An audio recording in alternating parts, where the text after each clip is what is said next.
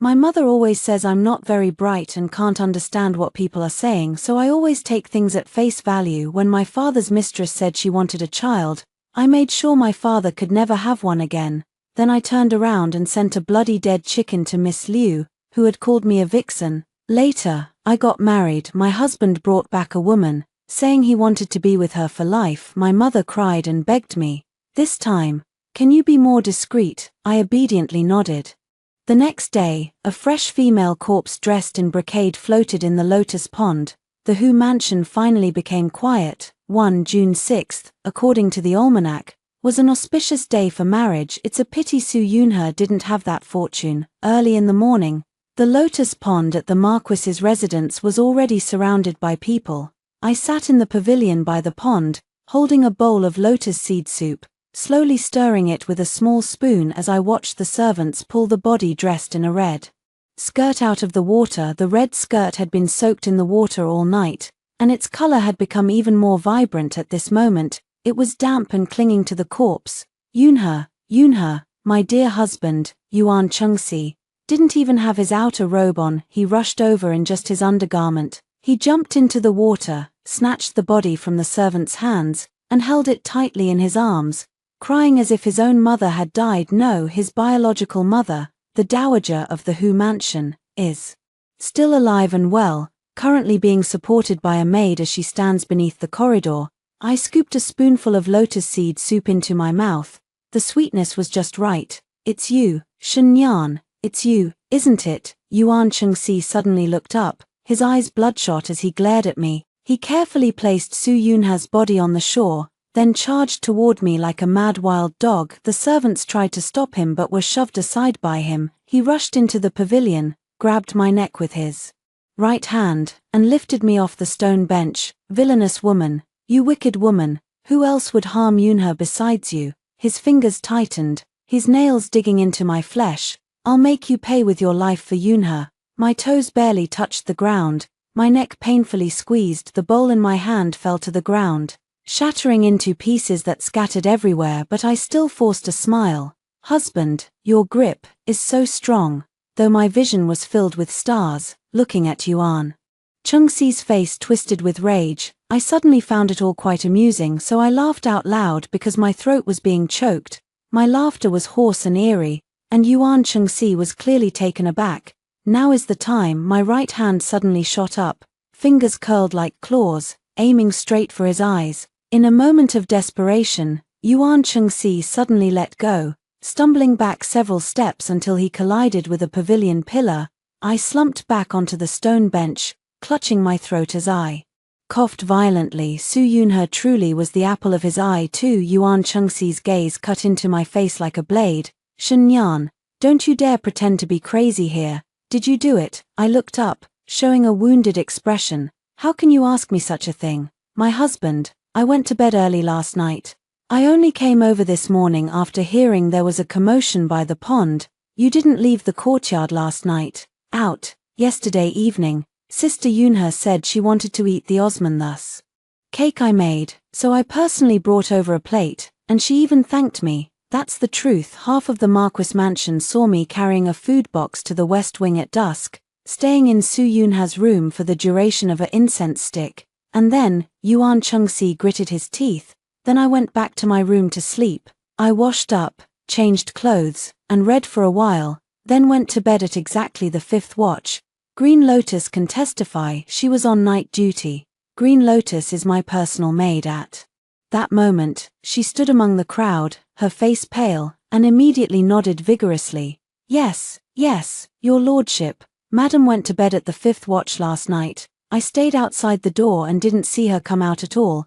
Who knows if you've bribed your maid?" Yuan Chengxi didn't believe a word of it. His hand trembled as he pointed at the body. "How could Yunhe fall into the pond for no reason? She's terrified of water." I followed his finger and thought for a moment, then suddenly my eyes lit up. I know, everyone turned to look at me. It must be that Sister Yunhe wanted to admire the lotus at night, but didn't know how to swim, and accidentally fell in. I said solemnly, analyzing the situation. "Look, there are marks on the reeds by the pond's edge. She must have grabbed them when she fell." Sigh. "It's my fault too. I should have warned her not to go near the water at night. I spoke with genuine emotion. Yuan Chengxi stared at me intently, his gaze as if he wanted to devour me alive, but he couldn't produce any evidence. There was nothing by the pool, no signs of pushing or struggling. Your lordship, Su Yunha's personal maid, Chuanxing, suddenly dropped to her knees. Last night, the concubine was fine, but after the madam came, the concubine seemed upset, saying she wanted to be alone, so she sent us all away. It must be something the madam said that upset her. I turned to Chuanxing with a curious expression. What did I say? I don't remember. Chuanxing was speechless. Of course, she couldn't say anything because yesterday, when I went to Su Yunha's room, I really just delivered a plate of osmanthus cakes. I also casually mentioned a few words like eat it while it's hot, sister, and take care of yourself in this hot weather, but I spoke softly and gently throughout, and no one could find any fault with it. Su Yunha, on the other hand, said quite a lot. 3. She said I've occupied the position of the legitimate wife for 3 years, and it's time to step aside for someone more virtuous. She also said the Marquis loves her and wants only her in this lifetime, so why should I struggle to hold on? Finally, she threatened me, saying that if I knew what was good for me, I should leave on my own accord, and she might still preserve some dignity for me. I just kept nodding. Yes, you're right, I understand everything. I glanced back once as I left. Su Yunha sat by the window, holding a piece of osmanthus cake, a victor's smile curling at the corners of her mouth. Perhaps she thought that I, the dim-witted official wife, was finally about to give up in the face of difficulty, but she didn't know when I, Shenyan, listen to what people say. I always take it at face value. Marquis, the steward hurried over. The officials from the government are here. Yuan Chengxi took a deep breath, glared at me fiercely, then turned to deal with the officers. I stood where I was and let out a soft sigh. Madam, Luha, her face pale, leaned in. Let's go back to the room. What for? I shook my head and pointed at the pond. Have someone change the water and scatter more lime.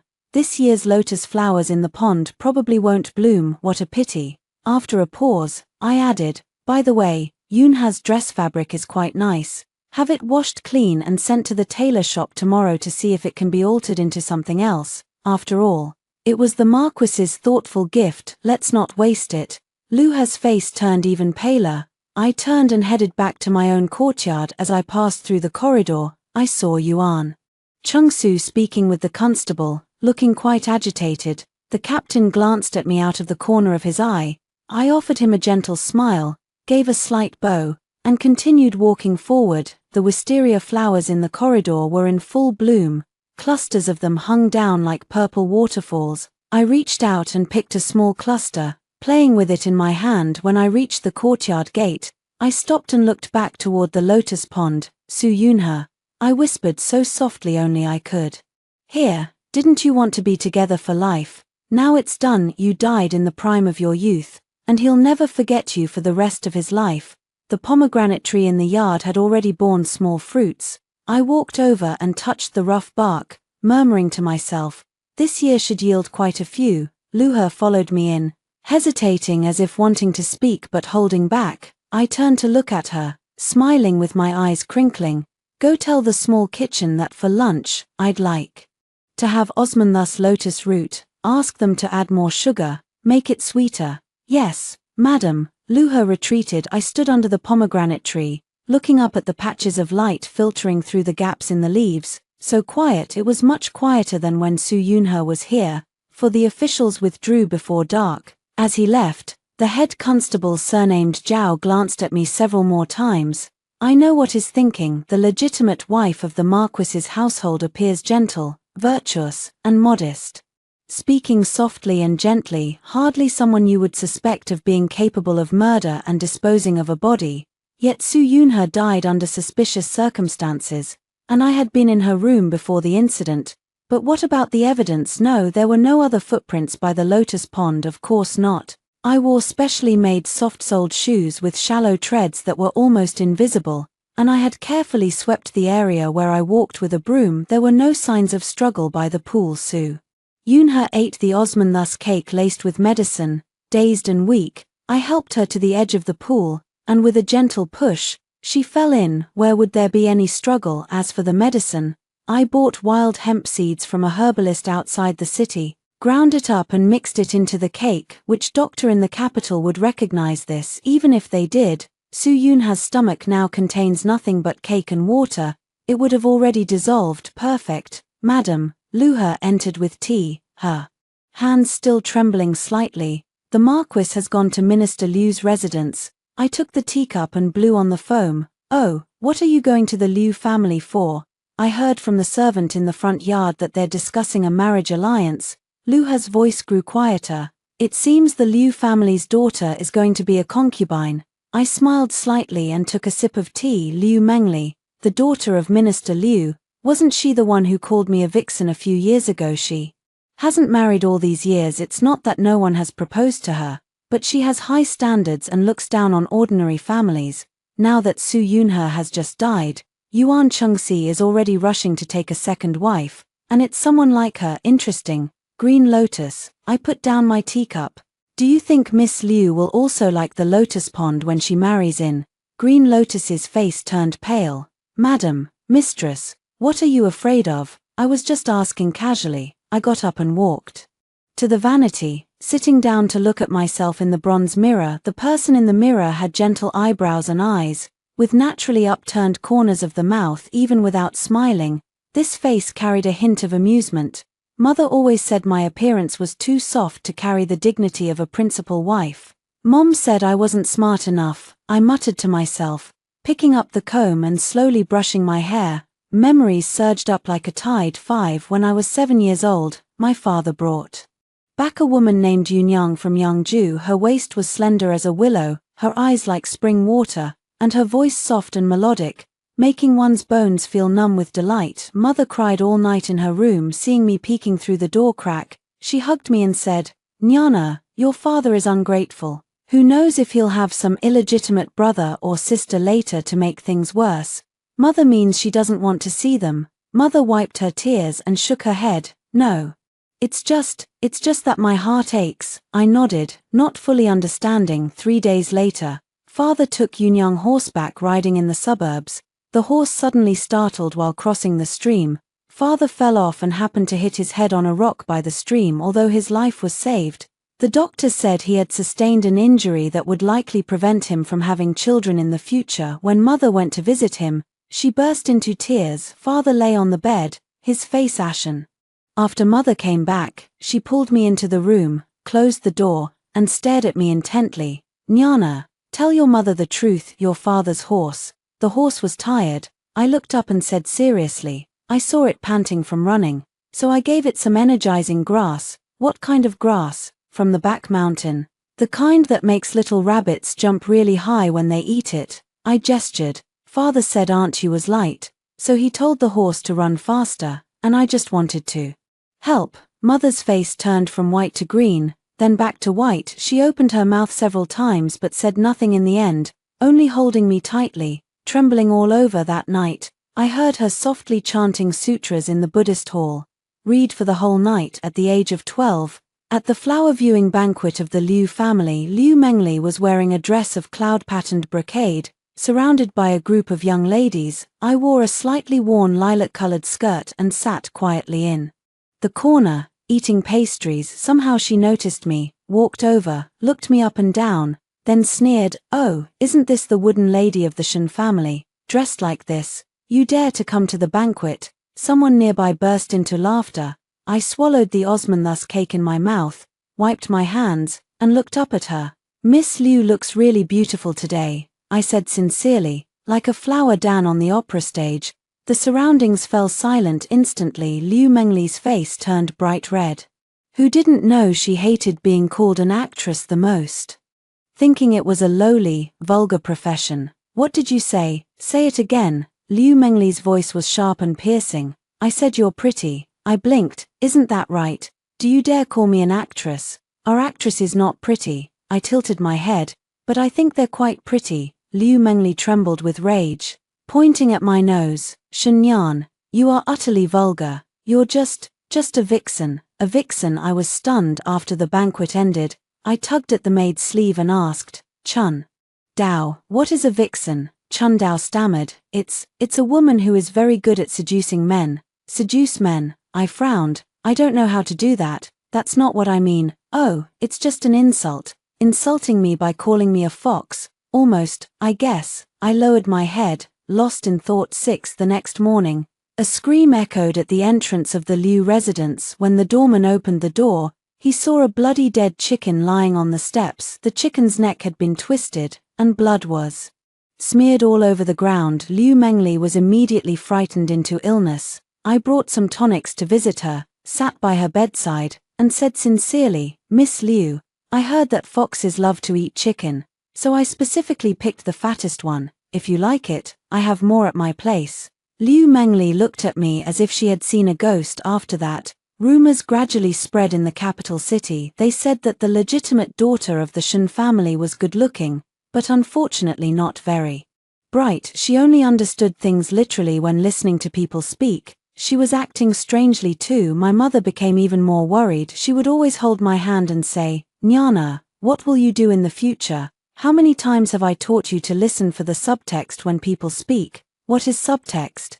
Mother choked. She couldn't even explain it herself because she had lived all her life entangled in those twists and turns, relying on guesswork, endurance, and compromise. She wanted to teach me, but couldn't make it clear, so I decided to learn by myself. In the bronze mirror, the corner of my mouth slowly curved upward. Green lotus. I turned around. I'm going back to the Shen mansion tomorrow. I miss my mother. But what about the Marquis? Isn't the Marquis at the Liu residence? I smiled even more gently. We're returning to my maiden home. There's no need to inform him. Green Lotus lowered her head in acknowledgement. I gazed at the deepening night outside the window, my fingers lightly tapping on the dressing table. Liu Mengli, after all these years, you still haven't learned your lesson. If you want to take what's mine, you'd better be prepared to face the consequences. The day we returned to the Shen residence, the sky was heavily overcast. The carriage wheels rolled over the bluestone pavement, making a dull, muffled sound. He sat across from me, occasionally lifting the curtain to glance outside, then lowering it again, as if wanting to speak but holding back. Say what you want to say, I said, closing my eyes to rest. Madam, he lowered her voice. The Marquis came back last night in a terrible rage, smashing half of the study. This morning, when he left, his eyes were red, and his gaze was terrifying. Su Yunhe is gone. It's only natural his heart broken. But what about the Liu family? What's wrong with the Liu family? I opened my eyes and smiled at her. Miss Liu marrying in is a good thing. The manor is too quiet. Having more people will bring some liveliness. He fell silent. She has been with me for so many years and knows what lies beneath this innocent appearance of mine. 7. The carriage stopped at the entrance of the Shen residence. As I lifted the curtain and stepped down, I happened to see Nurse Chen, who was by my mother's side, standing at the gate looking around. Seeing me, she hurried forward, her eyes already reddening. Miss, no, lady who has returned. Madam, I bowed slightly. Where is my mother? She's in the Buddhist hall, been praying for you since early morning. Madam Chen led me inside, lowering her voice. The master is also at home, currently in the study. He said he wants to speak with you when you arrive. I nodded but didn't rush to the study, instead heading straight for the Buddhist hall. The Shen family compound was much smaller than the Yongchang Marquis's residence, but I knew every plant and tree here like the back of my hand. Through the moon gate, I heard the sound of a wooden fish ringing steadily from the Buddhist hall, its rhythm making my heart uneasy. I stood at the doorway for a while. The sound of the wooden fish finally stopped.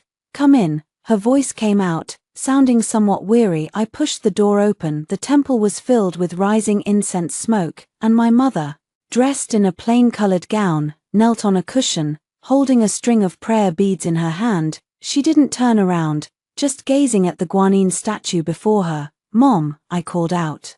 Mother slowly turned around. She was not yet 40, but there were already streaks of white hair at her temples, and deep wrinkles at the corners of her eyes, marks left from years of frowning. Nyana, she beckoned me over, took my hand, and looked me up and down. You've lost weight. The Marquis's household eats well. I haven't lost weight, I said, sitting down beside her. Mother stared into my eyes, her lips trembling slightly.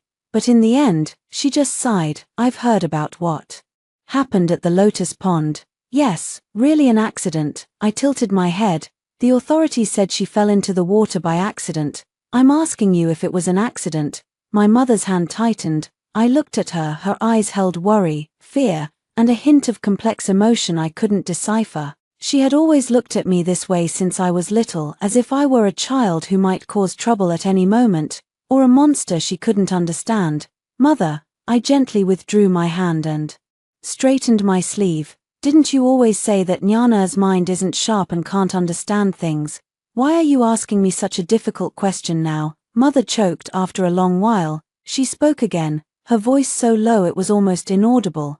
The Marquis is going to propose to the Liu family. It's the legitimate daughter of Minister Liu, Liu Mengli. I know. What do you plan to do? Mother stared at me. Miss Liu is not like Su Yunhe. She is a legitimate daughter from a proper official family, with a proud and willful nature and the backing of her family. If she enters the household, she will be a co-wife, equal in status to me. I took over the conversation, my tone calm. Mother means to say that I should be tolerant, right? Mother didn't speak, but her eyes had already given the answer. 8. I smiled. Do you remember what Liu Mengli called me? My mother's face changed slightly. A vulgar fox spirit, I repeated slowly, at the flower viewing banquet when I was 12. In front of all the noble ladies of the capital. Later, she spread rumors everywhere, saying that the legitimate daughter of the Shen family was a fool, and whoever married her would be unlucky. That was all in the past. Mother looked away. You can forget the past, but I can't. I stood up and walked to the window. You always taught me to endure, to listen for the unspoken meaning, but I tried, and I just couldn't understand it. I turned to look at my mother's pale face. So, I can only act according to what I do understand. What do you understand? Mother's voice trembled. I understand what Liu Mengli is saying about me, and I should respond in kind. I smiled, my eyes crinkling. I understand she wants to take my husband, so I should step aside or make sure she can't succeed. Nyana, don't do anything foolish. The Liu family is not like Su Yunhe, who has no foundation. Minister Liu holds real power in the court, and even the Marquis relies on him to some extent. If you lay a hand on Liu Mengli, Mother, I interrupted her, have you forgotten that I am now the wife of the Marquis of Yongchang? Mother froze. Su Yunhe is dead, and the authorities can't find anything. If Liu Mengli also meets with an accident, what can the Liu family do? I slowly walked back to her. Report to the authorities. But where is the evidence? The wife of the Marquis of Yongchang harming others? Who would believe that a dim-witted fool could successively cause the deaths of two women of considerable status? Mother took half a step back, leaning against the altar table, her hands propped on the surface to keep from falling. Her lips trembled. Since when did you start? Since when did I start learning these things? I finished her sentence for her, probably after Father fell from his horse. I saw Mother crying alone in her room, Father sighing in bed, and Aunt Yu being sent to the estate.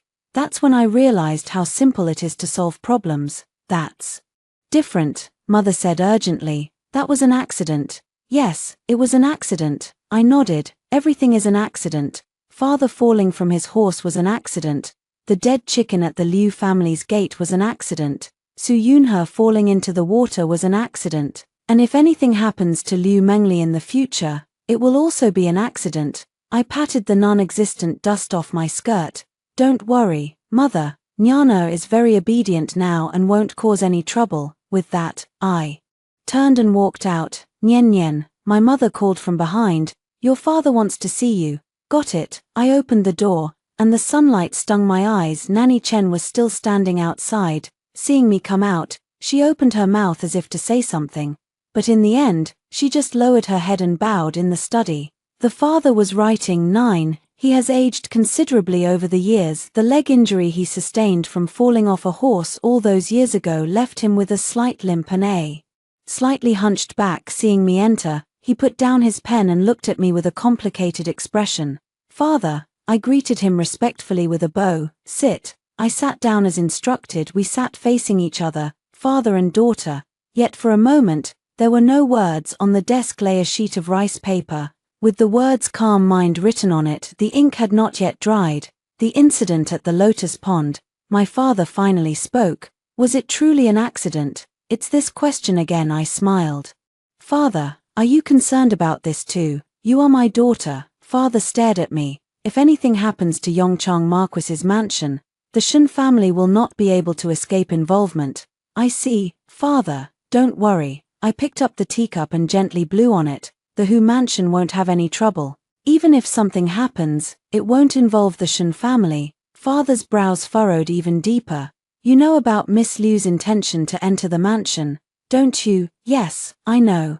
What do you plan to do about it? I put down my teacup and looked at him seriously. What does Father want me to do? Father choked. He probably wanted to say I should endure, think of the bigger picture, and maintain the dignity of both families, but those words, he might not be able to say them to me with these eyes. 3 years ago, when he forced me to marry into the Marquis's household, I looked at him just like this. Back then, he said, Nyana, the Yongchang Marquis's household is of high status, and Yuan Chengxi is young and promising. Marrying into such a family means a life of happiness. I asked him at the time, Father, what does a life of happiness mean? It means fine clothes, delicious food, and being respected by others. I asked again, what if you're not respected by others? He couldn't answer, but now I understand. Enjoying blessings means you can also make others not blessed. Lord Liu and I serve in the same court. My father averted his gaze. Some things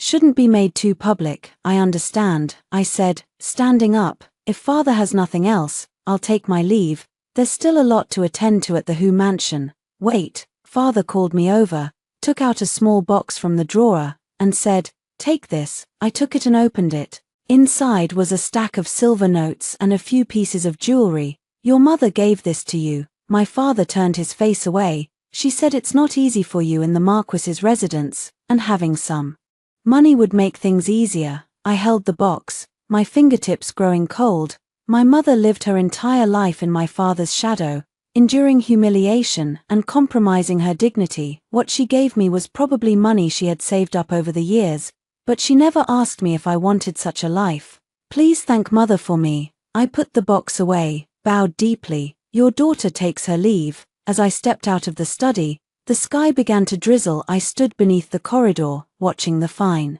rain fall like needles, densely piercing the blue stone slabs in the courtyard. The cluster of roses by the wall, which my mother loved most, was battered and swaying, petals scattered all over the ground. Luha came over holding an umbrella. Madam, shall we return to the Marquis's residence? Go back. As the carriage left Shen's residence, I lifted the curtain for one last glance. Mother stood alone inside the gate, her figure slender. The rain blurred her face, making it impossible to see her expression. 10. I put down the curtain and leaned back into the car. Luha, here, after we return, find that roll of cloud brocade from my storeroom, I said with my eyes closed. Miss Liu is about to marry into the family, so we must prepare a congratulatory gift. Luha's voice tightened. Madam, that roll of cloud brocade is the most valuable one among your dowry. Back then, Miss Liu wore fabric of the same material at the flower viewing banquet. I know, I curled the corner of my mouth. That's why it's suitable to give it to her. Liu Mengli, aren't you the one who loves Yunxia brocade the most? Aren't you the one who wants to surpass me the most? I'll give it to you. I'll give it all to you. I just don't know if you have the fate to wear it. By the time we returned to Yongchang Marquis Manor, the rain had grown heavier. The carriage stopped outside the second gate, and Luha held an umbrella to help me alight. As soon as I steadied myself, I heard the sound of shattering porcelain from the front courtyard, mixed with Yuan Chengxi's furious curses. Useless, a bunch of good-for-nothings. I paused my steps slightly and gave a meaningful glance to Luha. We didn't take the main path but instead circled around to the corridor, hiding behind the pillars to peer into the front hall. The hall was in complete disarray. The ground was littered with shards of blue porcelain, and tea was spilled everywhere. Yuan Chengxi stood in the hall, his face ashen. Several stewards stood with their heads bowed, afraid to breathe. After 3 days of investigation, and all you've found is an accidental fall into the water. Yuan Chengxi kicked over a nearby stool. Not a single soul was seen by the lotus pond. Did Su Yunhe jump in herself during a nightmare in the middle of the night? The steward trembled with fear. My lord. Constable Zhao from the authorities said there were indeed no traces of a second person by the pond, and the concubine had no external injuries. Perhaps it really was what, Yuan? Chengxi turned sharply. Are you going to say it was an accident too? The steward fell to his knees with a thud. I watched quietly, the sound of rain masking my breath. The damp, cold wind in the corridor swept through the hall. Green Lotus trembled lightly behind me, unsure if it was from the cold or fear. Lord Marquis.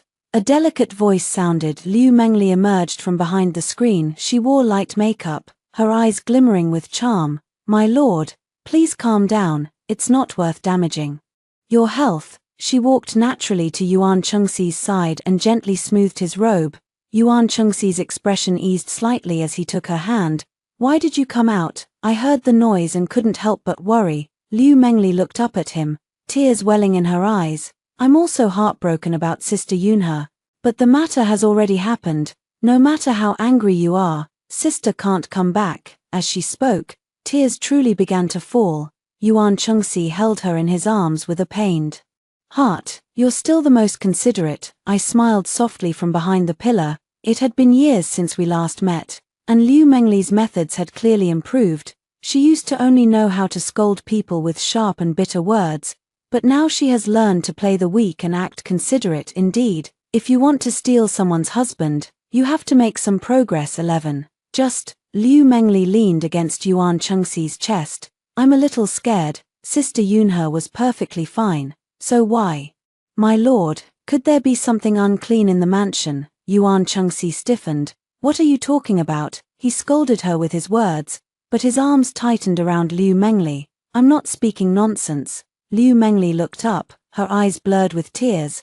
I've heard that some mansions carry heavy yin energy, making them prone to attracting evil spirits. Sister Yunhe, so young, has passed away, and in such a suspicious manner. She didn't continue, but her meaning was clear. She was implying that Su Yunhe's death was not an accident, but the work of evil spirits. As for what these evil spirits were, who in the Hu mansion had no children for 3 years, who saw Su Yunhe before she died, who in the capital has long been known for being foolish and eccentric in behavior, isn't it me? Shenyan. Green Lotus's hand grabbed my sleeve, trembling violently. I gently patted the back of her hand and turned to leave. Returning to my own courtyard, I had someone heat water for a comfortable bath. Steam rose in the air. I leaned against the edge of the barrel, closing my eyes to rest. The marriage from 3 years ago once again surfaced before my eyes. When the grand red sedan chair was carried into the Yongchang Marquis's residence, the streets were packed with onlookers. Everyone said that Miss Shen was fortunate to marry into the Marquis's household as the principal wife. In the wedding hall, Yuan Chengxi was dressed in a bright red wedding robe, yet his face was as cold as ice. During the ceremony to worship heaven and earth, his movements were stiff. On the wedding night, he stumbled in half-drunk, stood by the bed and stared at me for a long while before sneering. Shenyan, right, your father really spared no expense to climb up to the Marquis's household. I had already lifted my own red veil and was eating the red dates and longans on the table. I swallowed the date in my mouth. Father said I'm here to enjoy a life of ease. Yuan Chengxi let out a scornful laugh. Enjoy a life of ease, fine, then you'd better enjoy it to the fullest. That night, he slept on the couch in the outer room. The next day, I served tea. The old lady of the Hu family took my hand and sighed. Nyana, Chengxi is stubborn. You must be patient with him. Grandmother, please rest assured. Nyana will take good care of my husband. I meant every word. So every morning I would get up early to visit Yuan Chengxi's courtyard, greet him, prepare breakfast myself, tidy the study, wash clothes, and fold bedding. Although these tasks were all done by servants, I always felt I should do them personally. At first, Yuan Chengxi was impatient, but later he got used to it. Eventually, he simply turned a blind eye to it. 3 months later, I caught him in the study with a maid, indulging in an intimate moment. The maid was so frightened that she fell to her knees, begging for mercy. Yuan Chengxi, however, leaned back in his chair, smirking at me with a look that was neither entirely amused nor serious. What's the matter, my lady? Do you have an objection? No, if my husband likes it, then that's fine. I transferred that maid to my own courtyard and gave her a sum of money, allowing her to return home to get married. Upon learning of this, Yuan Chengxi wore a grim expression for the entire day. Another half-year passed, and he began frequenting brothels, often staying out all night. The old lady was so furious that she fell ill. I attended to her day and night. She held my hand and said, "Nyana, I've wronged you. It's no wrong, as long as my husband is happy." I truly felt no grievance because in those 6 months, I had already thoroughly understood the Marquis's household. 12. I know the accountant is embezzling, knowing that the kitchen staff took kickbacks on purchases, knowing that the stable hand was selling feed secretly. I also know that Yuan Chengxi's page covers up his shady dealings for him. I also know how many hidden doors there are in the Marquis's mansion, how many secret passages, how deep the lotus pond is, where the soil is loosest on the back hill, and which wall of the storeroom is the thinnest. I even know that Yuan Chengxi keeps a mistress in the west of the city. The woman is already pregnant, but I said nothing. I just quietly observed, silently recorded, learning all the rules of this mansion, both the overt and the covert. The water had turned a bit cold. I got up, dried myself, and changed into clean undergarments. Luhe came in to tidy up when she saw a few old scars on my shoulders and back. Her gaze dimmed slightly. That was from a childhood bump. My mother always said I was clumsy, that I would bump into door frames when walking, miss steps when going downstairs, and even spill a bowl of soup all over myself. Actually, that's not true. I was just using my body to test the boundaries of this world. Hit the door frame, and you know how hard the door is. Missed a step,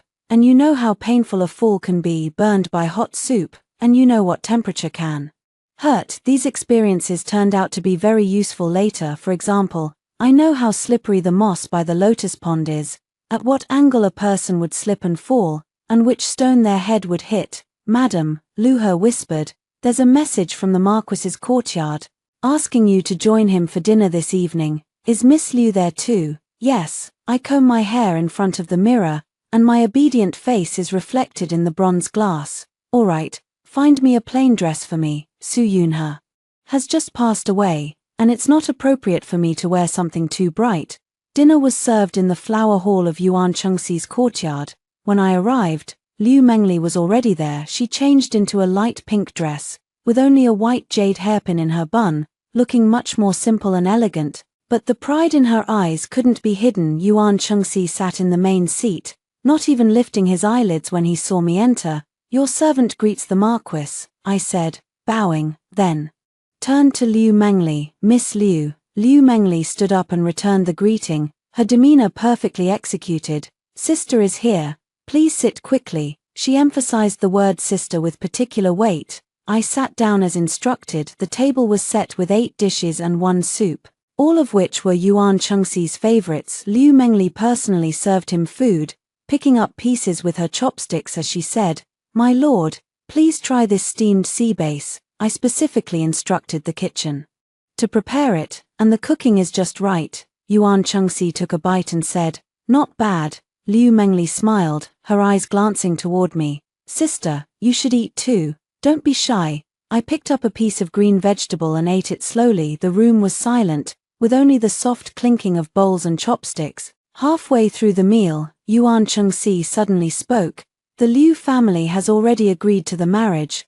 The bride will enter the household on the 8th day of next month." I put down my chopsticks and looked up. "Congratulations, your lordship, congratulations, Miss Liu. According to custom, a concubine is still a wife. She should enter through the main gate and bow to heaven, earth, and ancestors." Yuan Chengxi stared at me. "You have no objection, do you?" "Of course not. Miss Liu is the legitimate daughter of an official family and deserves a grand wedding." 13. Liu Mengli's smile grew even brighter. "Also," Yuan Chengxi continued, "after Mengli enters the household, the management of the household affairs will be jointly handled by the two of you." I blinked. "My lord means to give half of the account book key to Miss Liu." "What, you're unwilling?" "Of course I'm willing. It just so happens that I'm not very bright and often make mistakes managing the accounts. Having Sister Liu's help would be perfect." Liu Mengli feigned reluctance. How can this be? Sister has been managing the household for years and is so experienced. It's fine, I'll teach you, I said, looking at her with sincere eyes. The ledger isn't hard, just keep track of who embezzled how much, who took kickbacks, and who secretly moved things out. Just make sure all that's clearly recorded. Liu Mengli's smile stiffened. Yuan Chengxi frowned. What did you say? I'm talking about the ledger, I said innocently. Last year, the kitchen procurement embezzled 300 taels. The stables sold hay illegally and made 150 taels, and then there's Manager Zhong in the front yard. He stuffed his nephew in to collect a salary for nothing, 5 taels a month, for 2 years now. I counted them one by one. The voice was not loud, but with each sentence, Liu Mengli's face grew paler. Yuan Chengxi's expression became increasingly grim. You know all this? I know, I nodded. It's all recorded in the ledger. Would you like to see it, Marquis? Then why didn't you say so earlier? You never asked, Marquis. Yuan Chengxi stared at me intently, his gaze as if looking at a stranger. Liu Mengli quickly stood up to smooth things over. Sister is truly thoughtful, remembering all these small details so clearly. From now on, I will learn from you and make sure the Marquis's household is managed properly. Very well, then starting tomorrow, Sister Liu can come to my courtyard to review the account books. With Sister Yunha's funeral arrangements to handle, there are many expenses to sort out. Mentioning Su Yunhe instantly chilled the atmosphere in the hall. Liu Mengli forced a smile. Of course, this meal was eaten with everyone harboring their own ulterior motives. On the way back to the courtyard in the evening, Lu He carried a lantern to light the path ahead. Madam, are you really going to show the account books to Miss Liu? Of course, I replied, looking up at the moon. Not only will I show them, but I'll show her everything. Let her see clearly how many parasites are gnawing away at the Marquis's mountain of gold. But what, isn't Liu Mengli the one who wants the authority to manage the household? I'll give it to her. I'd like to see if she has what it takes to control this pack of wolves and tigers. The moonlight spilled onto the bluestone path, casting a cold, pale glow. I walked slowly, my steps light. 3 years, Yuan Chengxi. You've finally brought into the mansion the person you've wanted most. Then let her take a good look at what this Marquis residence truly looks like. Hope she won't be frightened. 14. Su Yunha's funeral was conducted in a hasty manner. A thin coffin, a few monks chanting sutras for half a day, then carried out of the mansion and buried. Yuan Chengxi personally went to attend the funeral. When he returned, his eyes were red and swollen, and he shut himself in the study for the entire day. Liu Mengli, however, was beaming with joy. Ever since that evening's dinner, she had been coming to my courtyard every day to learn household management. Today, she reviewed the account books. Tomorrow, she inspected the storerooms. The day after, she took a head count. The posture was set to perfection. Sister, she said, flipping through a thick stack of account books, her brow furrowing more and more tightly. How come the procurement expenses are 30% higher than the market price? I was sitting by the window embroidering a handkerchief and looked up, thinking carefully. Nanny Li said that the Marquis's household uses only the best, so it's normal for things to be more expensive. The best, Liu Mengli sneered. The pork from the day before yesterday I had the maid ask at the market, and it was only 15 wen per jin, but the account book records 25 wen. Where did the extra 10 wen go? Into the dog's stomach. Lu He stood behind me, her face turning pale at these words. I set down the embroidery hoop and walked over to Liu Mengli, leaning in to look at the account book. It's true, there's a difference of 10 wen. Sister, didn't you know? Liu Mengli turned her head, gazing at me with a probing look. I know, I said. Mother Li said the extra money was for the hard work of the purchasing staff. Hard work fee. Liu Mengli's voice suddenly rose sharply. Just for pork, they greedily took 5 taels of silver a month, 60 taels a year. And that's only for pork, rice, flour, oil, vegetables, fruits, cloth, spices. Sister, even if the Marquis's mansion is made of gold and silver, it can't withstand such waste. The more she spoke, the angrier she became. She slammed the ledger shut. These parasites must be purged. I blinked. How do we clean it up? Replace them, Liu Mengli said decisively. Replace the kitchen procurement staff, investigate the accounting department, and kick out anyone with issues. Oh, then will Sister Liu go and tell the Marquis? Liu Mengli was left speechless. Of course she didn't dare. She had just entered the mansion, her feet barely steady, and already wanted to move against the long-standing elders of the Marquis's residence. Yuan Chengxi was the first to refuse. Which of these stewards didn't have intricate connections, where pulling one thread would set off a chain reaction? Sister is the principal wife, so it's up to you to speak about this matter. I already did, I said with an innocent expression. I told the Marquis last year, and he said that water too clear has no fish, and told me not to interfere. Liu Mengli's face flushed red and then turned pale. She probably didn't expect that Yuan Chengxi was aware of these matters. Not only did she know, but she also tacitly allowed it. I sat back at the embroidery frame and picked up my needle and thread again. Sister Liu, don't take it too seriously. Madame Li is a distant relative of the Marquis's wet nurse. The accountant is a distant relative from the old lady's family, and the stable manager is the father of the Marquis's childhood servant. They're all family. A little corruption is inevitable after all. The Marquis's household is rich. I spoke lightly, but Liu Mengli turned pale with anger. She finally realized that this Marquis's mansion was not the golden palace she had imagined, but rather a dense, intricate web. Everyone is entangled and unable to move. As a newly arrived concubine, trying to tear a hole in this web is nothing but a fool's dream. Sister is right. She took a deep breath and forced a smile. I was too impatient. No need to rush, no need to rush, I said with a smile. Sister Liu, take your time learning. There are still many days ahead. Indeed, there are still many days ahead. 15 On the 7th day of Liu Mengli learning household management, the first accident occurred that day. She went to the warehouse to count the porcelain, directing two clumsy maids to move a blue and white porcelain vase nearly as tall as a person. The maid slipped, and the vase shattered on the ground. Liu Mengli immediately flew into a rage and demanded that the two maids be fined 3 months' wages. One of the maids, surnamed Sun, was a long-time servant of the Marquis mansion for decades, and immediately retorted with a stiff neck, Lady Liu, you have quite the authority. When I served in the Marquis mansion, you hadn't even been born yet. You, Liu Mengli trembled with anger. How dare you talk back to me? This old servant wouldn't dare. Granny Sun said with a sarcastic tone, this porcelain vase was purchased back when the old Marquis was still alive and is worth 300 taels of silver. If Madame Liu wishes to punish me, I accept the punishment. However, the matter of this vase being broken must be reported to the Marquis and the old madam.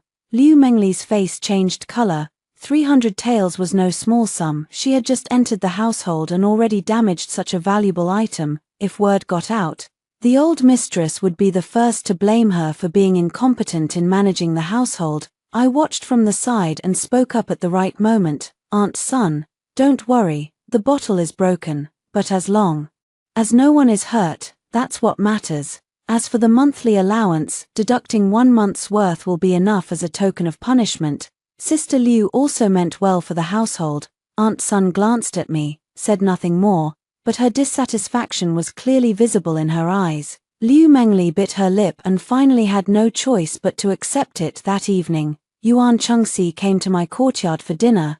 Ever since Liu Mengli entered the mansion, he only visited me on the 1st and 15th of each month, which was considered a gesture of respect to the main wife at the dinner table. He suddenly said, Mengli was wronged in the storeroom today. My hand, which was serving him soup, paused for a moment.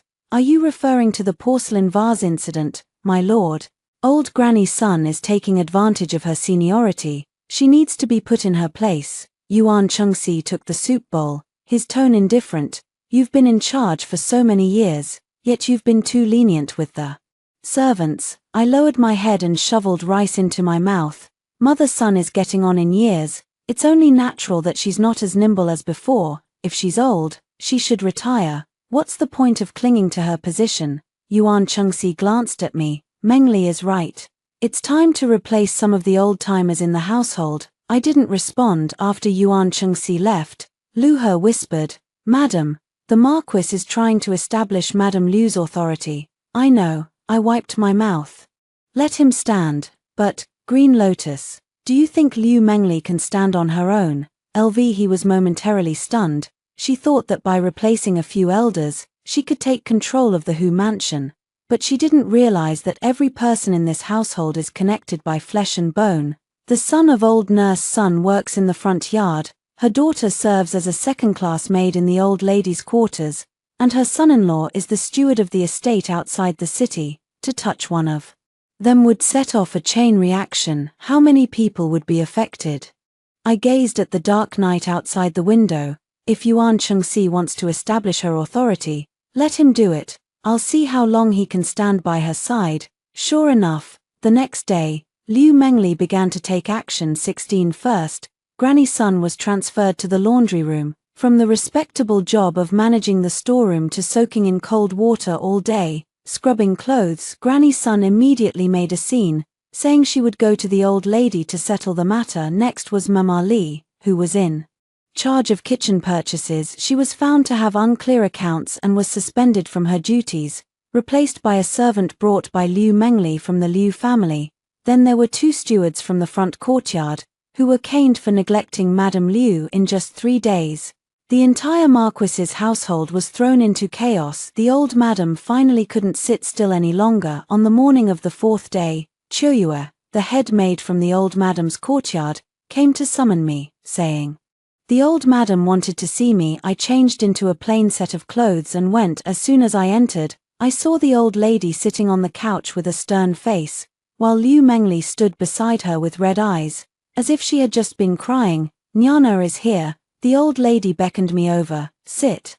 I sat down as instructed. Liu Mengli was about to sit as well, but the old lady shot her a sharp glance. "You stand." Liu Mengli froze. "Have I heard that you've been causing unrest in the household these past few days?" The old lady turned to Liu Mengli, her tone cold and sharp. "Grandmother." Liu Mengli's tears welled up again. I only wanted to manage the household affairs properly. Those servants have been bullying me as a newcomer, and I had no choice." "Managing household affairs?" the old lady sneered.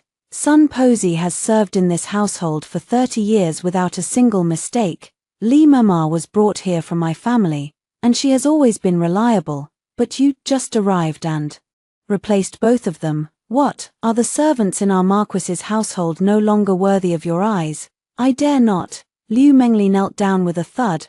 "I only noticed discrepancies in the accounts and wished to share the burden for the Marquis." "Share the burden?" The old lady slapped the table sharply. "I think you're just making things worse. Nyan has managed the household for 3 years, everything running smoothly. You've only been here a few days, and already you've turned everything upside down. What? Do you think Nyan isn't doing a good job, and you need to come in and give your advice?" "That's a heavy statement." Liu Mengli's face turned deathly pale as she kowtowed repeatedly. "Grandmother, please forgive me. I would never dare to have such thoughts." The old lady, however, did not look at her but turned to me. "Nyana, tell me, should we replace people like Granny Sun and Mother Li?"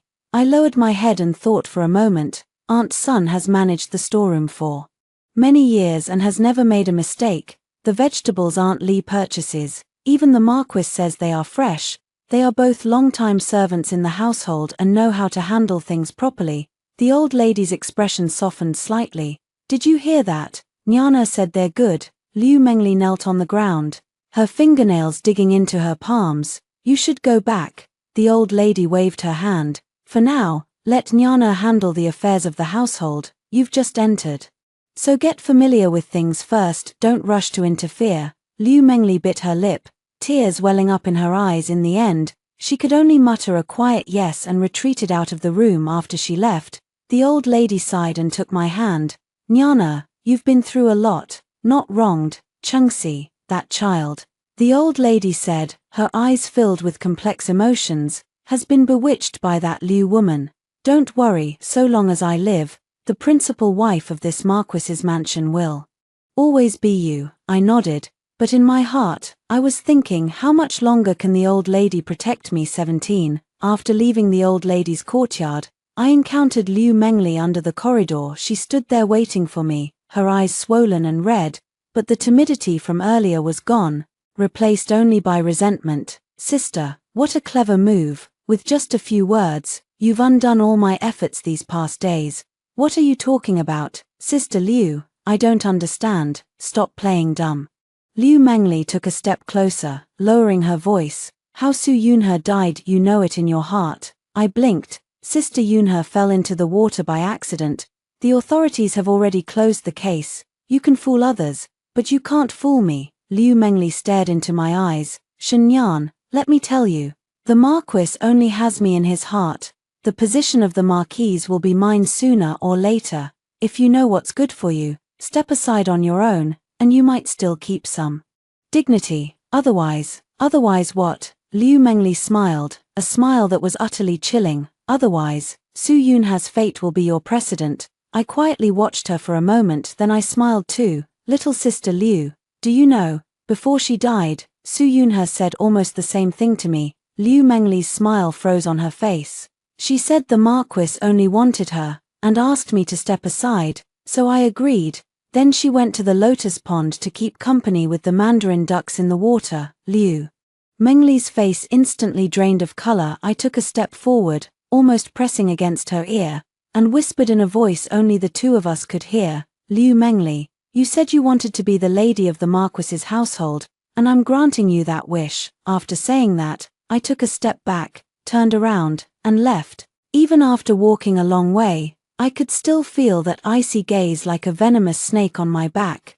Liu Mengli remained quiet for half a month during these 2 weeks. She no longer inquired about the affairs of the estate. She stayed in her own courtyard every day, occasionally visiting Yuan Chengxi's study to add a touch of elegance, or paying her respects to the old lady morning and evening. She pretended to be gentle and obedient. The servants in the mansion breathed a sigh of relief, but they whispered among themselves, "Is Lady Liu admitting defeat? I don't think so. She's just biding her time for something bad.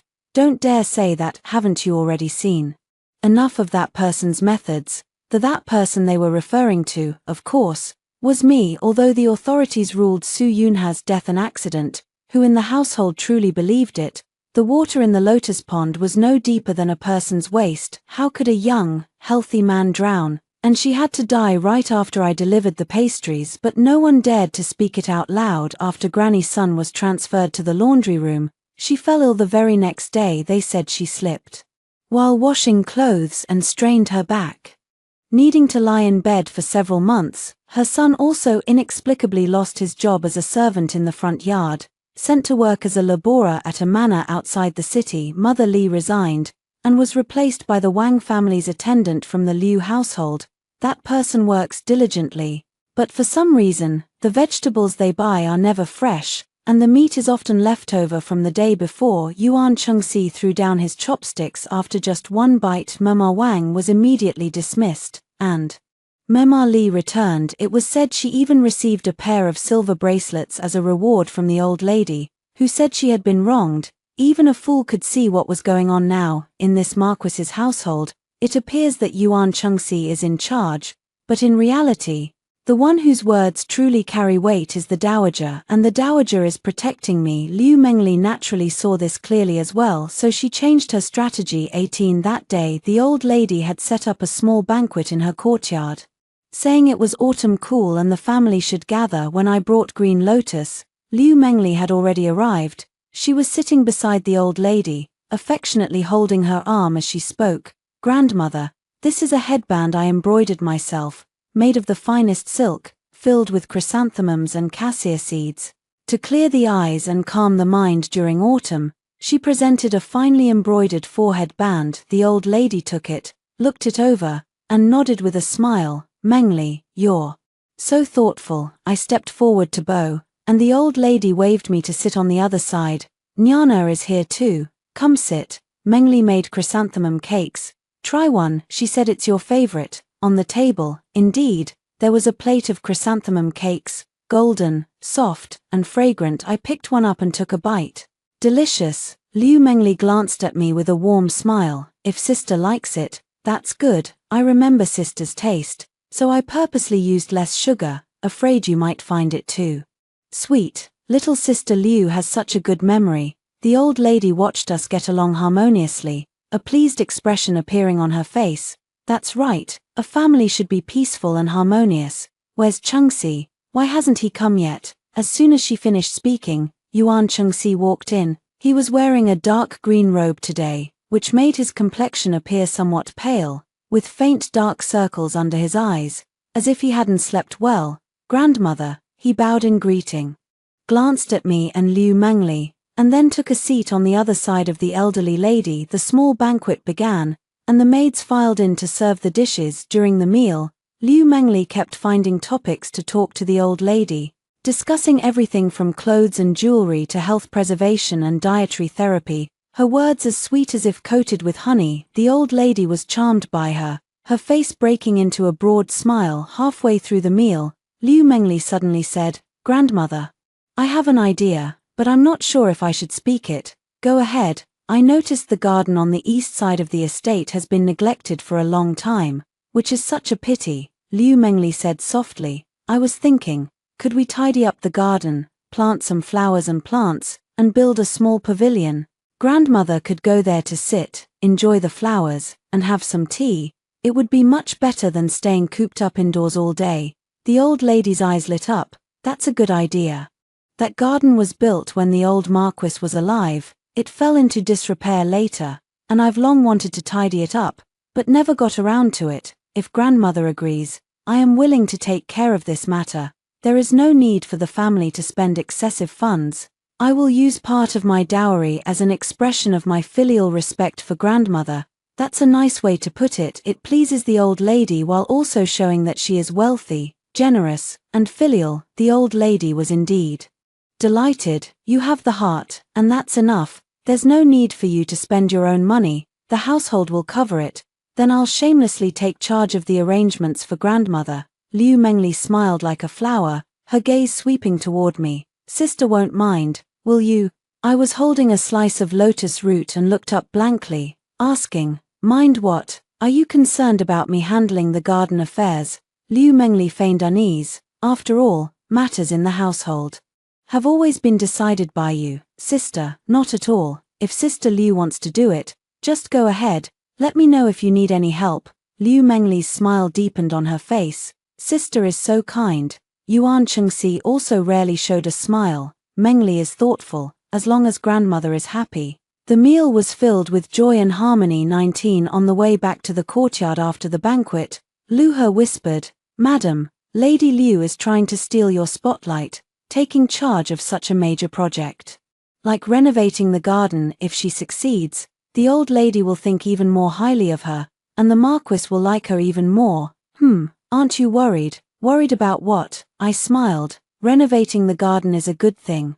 Green Lotus hesitated, about to speak but then stopped. I knew what she was thinking. Under the pretext of renovating the garden, Liu Mengli could legitimately interfere in the household affairs, dispatch personnel, and withdraw silver. She was gradually taking over the management authority, but I didn't care because I knew that the East Garden couldn't be built soon. Liu Mengli started the project with great enthusiasm. She personally went to the East Garden, drew up the plans, selected the plants, and hired craftsmen. Silver flowed out like water. On the day construction started, she specially invited the elderly lady to come and have a look. The old lady, upon seeing the busy and lively scene, commended her for being very capable. Yuan Chengxi also came. In front of the servants, he put his arm around Liu Mengli's shoulder and said, "I trust Mengli completely when it comes to handling things." Liu Mengli nestled in his arms, smiling like a cat that had stolen fish. But on the third day of work, the first incident occurred. A craftsman fell from a ladder and broke his leg. Liu Mengli quickly sent someone to the clinic and compensated with 10 taels of silver, barely managing to suppress the matter. Fifth day, the Taihu stones being transported broke their ropes during unloading, injuring 2 servants. Liu Mengli had to pay compensation again. Seventh day, unclean things were unearthed while digging the pond. They were a few pieces of broken bones, but it was unclear whether they were human or animal bones. The craftsman clamored that it was bad luck and refused to continue working. Liu Mengli was so angry that her face turned pale. She invited monks to perform a ritual and had to offer extra money to barely keep the workers from leaving. The 10th day, autumn rain fell, and the newly built foundation of the half pavilion collapsed. Liu Mengli stood before the ruins, trembling all over hearing the news. The old lady merely said coldly, "Mengli is still young, lacking experience. She never brought up visiting the garden again." Yuan Chengxi also began to lose patience. "Why is there so much trouble with renovating a garden? If you can't handle it, let Shenyan take over." Liu Mengli gritted her teeth and said, "I can handle it." But she couldn't because those accidents were not accidents. The craftsman's ladder, I had someone tamper with it. The rope was an old rope I had someone replace. The broken bones were buried by me in advance. As for the foundation collapsing, the autumn rain was merely the trigger. The real cause was the lime used in laying the foundation, which had too much sand mixed in. I kept all of this discreet, leaving no trace. Even if investigated, they would only conclude that the craftsmen were careless, the materials were weak, and the weather was unfavorable. Liu Mengli had bitterness she couldn't express. The garden renovation dragged on for a month, and a considerable amount of money was spent just to barely finish digging the pond. The shadow of the pavilion hadn't even appeared yet. The old lady stopped providing money. Liu Mengli had already spent most of her dowry, and her heart ached with every penny she lost. She dared not ask the old lady for more money, so she turned to Yuan Chengxi. At first, Yuan Chengxi tried to comfort her, but after repeated requests, he grew annoyed. "Can you even do this or not? If not, stop trying, your lordship," Liu Mengli said, tears welling in her eyes. "I just want to show filial piety to my grandmother." "Filial piety isn't practiced in this way." Yuan Chengxi turned and walked away, his sleeves flapping. 20. Liu Mengli stood in the empty garden looking at the half-dug pond, the half-built pavilion foundation, and the bricks, stones, and wood scattered all over the ground. Suddenly, she crouched down, hugging her knees, and began to cry. "I happened to pass by with Green Lotus. Little sister Liu, what's wrong?" I walked over and asked with concern. Liu Mengli lifted her head, her eyes red and swollen. She looked at me, and for the first time, fear appeared in her eyes. "You," she said hoarsely, "it was you, wasn't it? What are you doing?" I looked utterly confused. "These accidents, these bad luck."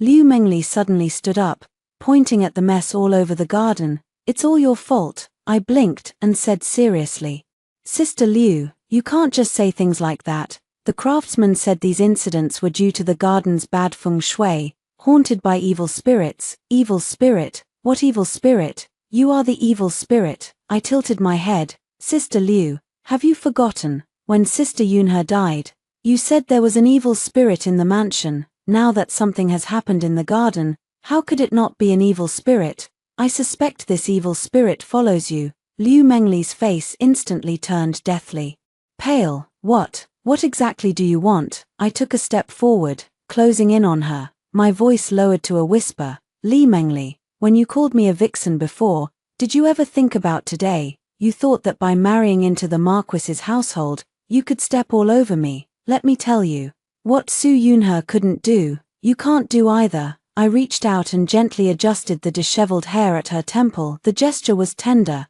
like that of true sisters. "I advise you not to continue renovating this garden. If you keep going, the next one to have an accident might not be a craftsman." After saying that, I withdrew my hand and turned to leave. I walked a long way, and I could still hear the suppressed sobbing behind me. Luhe followed by my side, her voice trembling. "Madam, by provoking her like this, will she be driven to desperate measures?" I took over the conversation and smiled. "I want her to jump. But, Luhe, do you know about cats catching mice? A cat doesn't bite the mouse to death right away. It plays with it. It plays until the mouse is exhausted, until the mouse thinks it can escape, and then, with one bite, it snaps its neck." The autumn wind blew by. The fallen leaves in the garden twirled as they drifted down. I reached out and caught one. It was dry and yellow, crumbling at the slightest touch. Liu Mengli is that mouse now. I want her to run, to struggle, to believe she still has a chance. Then, at the moment she's most confident, I let go, and the broken leaf slipped through my fingers. Take her to see Su Yunhe. 21. The matter at Dongyuan was left unresolved. Liu Mengli never mentioned the garden renovation again. That mess was left just like that, like an ugly scar, embedded in the eastern part of the Marquis's residence. The servants in the mansion would take day tours when passing by, whispering behind their backs that the place was unclean. Liu Mengli herself fell ill as well. It was said she had caught a cold and couldn't get out of bed. Yuan Chengxi visited her twice. The first time, he spoke gently and softly, but by the second visit, he was growing somewhat impatient. Liu Mengli, ill-tempered in her sickness, threw the medicine bowl and scolded the maids. All the gentle and considerate demeanor she usually displayed was completely gone. Marquis, she held Yuan Chengxi's hand, her eyes brimming with tears. I feel so distressed in my heart. That garden, I truly wanted to show my filial piety to grandmother. All right, Yuan Chengxi withdrew his hand. Focus on recovering and don't dwell on unnecessary thoughts. After he left, Liu Mengli sat in bed, lost in thought for a long while, then suddenly sat up. Go, call the kitchen supervisor. Mother Li arrived quickly, standing by the bed with her head lowered. Her expression was unclear. Mother Li, Liu Mengli's voice was weak, yet carried a fierce determination. I know you are the old lady's person and look down on me, the newcomer. This old servant wouldn't dare. Mother Li's tone was respectful yet neither subservient nor arrogant.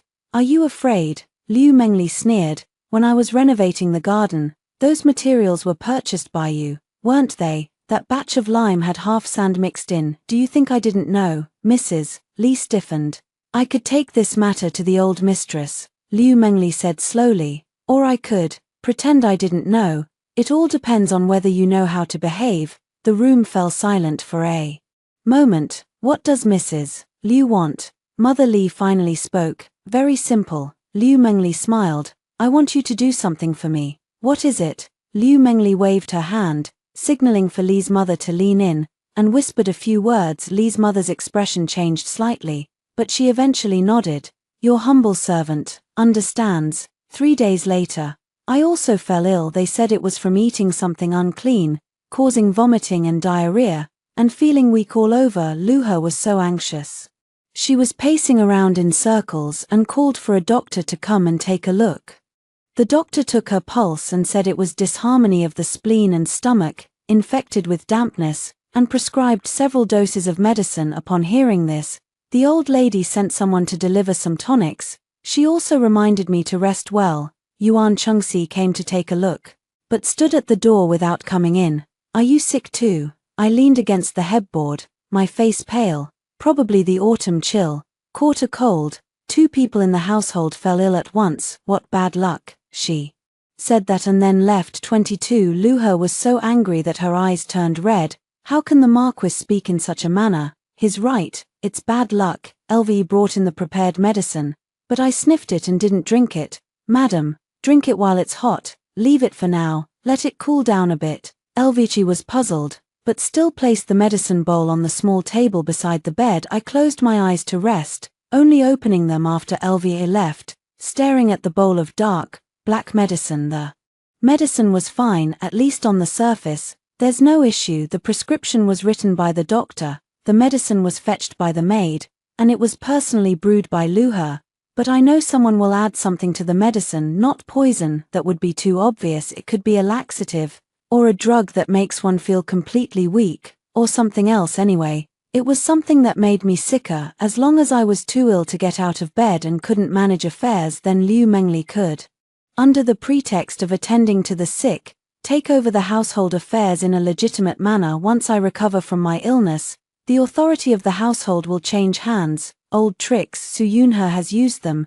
Now Liu Mengli is using them again. Do they think I, Shenyan, am really that foolish to fall for the same trick twice? I threw off the covers, got out of bed, and walked over to the dressing table, pulling out a small porcelain bottle from the depths of a drawer. Inside the bottle was the powder I had prepared long ago. It was the same wild hemp seed powder I had used on Su Yunhe last time, ground even finer. I picked out a bit with my fingernail.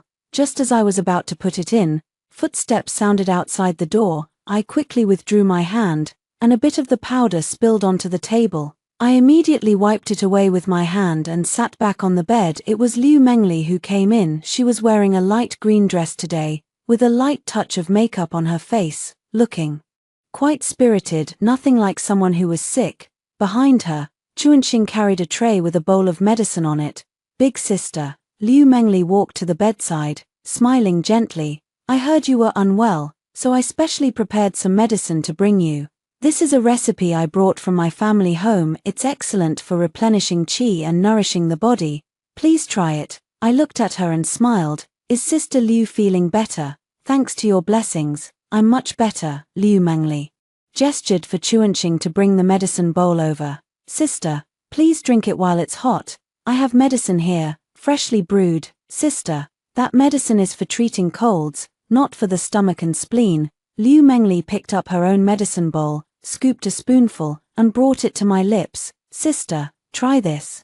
If it doesn't work, I won't send any more. The spoon almost touched my lips. The medicine had a strong taste, mixed with a strange sweet fragrance. I stared at Liu Mengli. Her eyes were gentle, a smile playing on her lips, but the fingers holding the spoon were slightly whitened at the knuckles. She was nervous. She was afraid I wouldn't drink it. Little Sister Liu, I said softly, you drink a sip first. Liu Mengli's smile stiffened. Sister, what do you mean by this?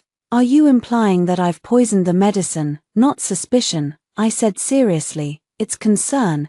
In case this medicine isn't suitable, let my sister try it first. If anything happens, I can call someone to save you. Sister, Liu Mengli's eyes reddened. I had only good intentions, yet you think of me this way. As she spoke, tears began to fall. 23. I took the medicine bowl and placed it on the small table beside the bed. It was placed side by side with my own bowl of medicine. Thank you, Sister Liu, for your kindness. I'll drink the medicine later. You've just recovered. Don't stand too long.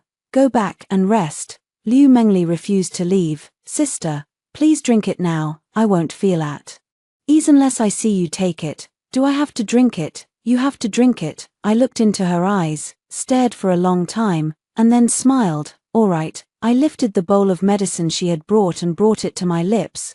Liu Mengli's eyes lit up, her gaze fixed intently on my hand. I tilted my head back, but I didn't drink it, just made a swallowing motion, then put down the bowl, a little less medicine in it. All right. I wiped my mouth. I've drunk it. Liu Mengli frowned. Sister only drank a sip.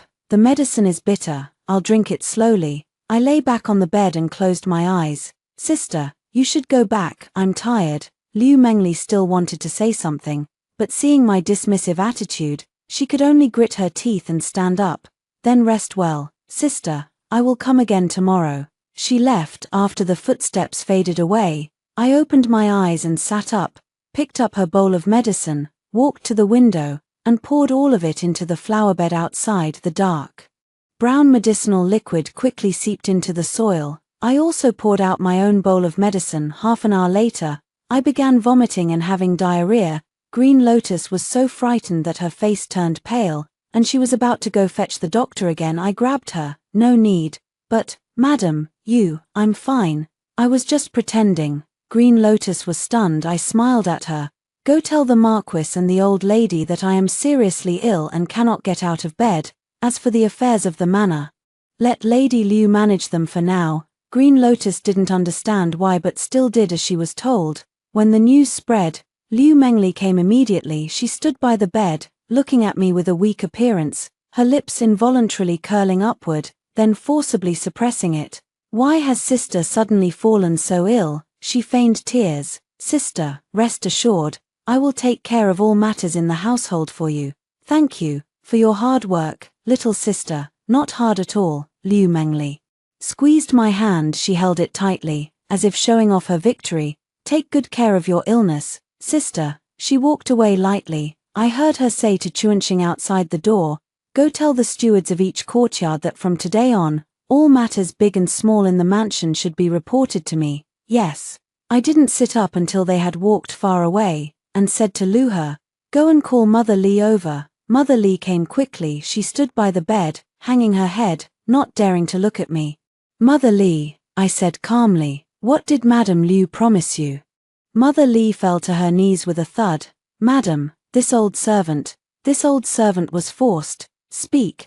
Madame Liu said that if I helped her, she would let me continue managing the kitchen purchases and increase my monthly allowance by 30%.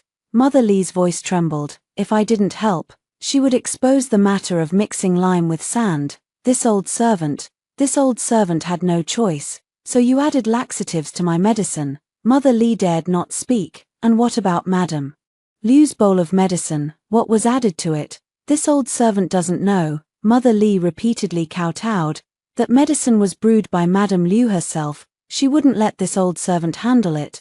But this old servant smelled the scent of datura flowers in it. Datura flower. A small amount can relieve pain, a bit more can cause hallucinations, and too much can be fatal. Liu Mengli really wants me dead. 24. Mrs. Li. I looked at the trembling figure on the ground. I'll give you one chance. Hope flickered in Mrs. Li's eyes. From now on, do whatever Mrs. Liu tells you to do, but after you finish, come tell me, Madam, can you do it? Li's mother hesitated for a moment, then bowed deeply. I will surely do it. Go then. Li's mother retreated. He closed the door and returned to the bed, her eyes reddened. Madam, why didn't you expose her? If you had actually drunk that medicine, she wouldn't let me actually drink it, she just wanted me to appear seriously ill so she could take over the household management. The mandrake flower was probably just a precaution. If I did drink it, it would make me delirious and unable to speak. I lay back on the bed, staring at the canopy. Let her handle it, housekeeper. It's not such an easy task. The day after Liu Mengli took over, the mansion fell into chaos first. The monthly allowance was delayed by 3 days, and the servants complained bitterly. Then, there was a problem with the purchase of winter clothing materials. Low-quality goods were bought, which shrank after washing. The old lady's courtyard had insufficient charcoal supply. The old lady was shivering and coughing violently, furious with cold. Liu Mengli was frantic, rushing around putting out fires. Only then did she realize that the housekeeper was more than just giving orders. Every manager has their own little schemes, every bit of silver has its destination, and every favor must be considered. The slightest misstep could lead to trouble, and she, a newly married wife with an unstable foundation, simply couldn't control the situation. On the 7th day, trouble arose in the kitchen. The pork purchased was not fresh, and several servants got diarrhea after eating it. Liu Mengli wanted to punish Mother Li, but Mother Li retorted on the spot. Madam Liu, you were the one who told me to buy this pork. You said it was cheap and could save money for the household. Now that something has gone wrong, how can you blame this old servant? Liu Mengli trembled with anger. I told you to buy cheap pork, not rotten pork. You get what you pay for. Doesn't Madam Liu know that? Mother Li sneered. The two of them argued fiercely in the kitchen, causing quite a stir. In the end, the old madam was alerted and summoned both of them, punishing each equally. Mother Li was fined a month's wages. Liu Mengli was confined to her room for 3 days and forbidden from meddling in household affairs. When Liu Mengli came out of the old lady's courtyard, her face was ashen. She never expected that the stewardship she had worked so hard to obtain would be lost so quickly, and what she least expected was that my illness suddenly improved. On the day I recovered from my illness, I went to pay my respects to the old lady. The old lady took my hand and said with concern, Nyana, you've just recovered, don't overexert yourself, you should still manage the affairs of the household. Mengli is young and inexperienced, so don't take it to heart. Grandmother, rest assured, Nyana understands. As I left the old lady's courtyard, I coincidentally ran into Liu Mengli. 25. She stood under the corridor, looking at me with venom in her eyes. Sister, you're quite cunning. She gritted her teeth and said, you pretended to be sick to make me take over, then secretly set me up to make a fool of myself. Now, the authority to manage the household is back in your hands. I looked at her and smiled faintly. You're mistaken, Sister Liu. The authority over the household has never left my hands. Liu Mengli froze. Do you think that by replacing a few stewards and disbursing some silver, you can take control of the Marquis's estate? I slowly approached her, my voice soft. Do you know how many people in this household, from top to bottom, are loyal to me? How many eyes are watching on my behalf? I know every single thing you've done, every word you've spoken. I stopped before her, looking into her eyes. You want to build a garden.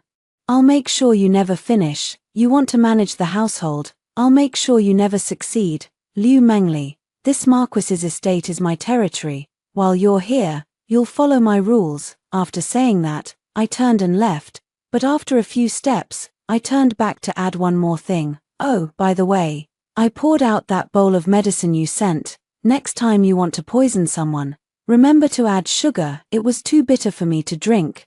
Liu Mengli stood there, her face as pale as a ghost. She was like a basin of extinguished charcoal, with no visible sparks on the surface, yet still smoldering inside. She no longer inquired about household affairs, no longer sought out the old lady, spending her days only in her own courtyard. Occasionally, she would sit quietly in Yuan Chengxi's study. The servants in the mansion all said that Lady Liu had learned to behave, only I knew she was holding back her strength. October the 15th, the night of the full moon, the old lady went to a temple outside the city to pray for blessings and would stay there for 3 days. Yuan Chengxi was invited by colleagues to drink and had not returned late into the night.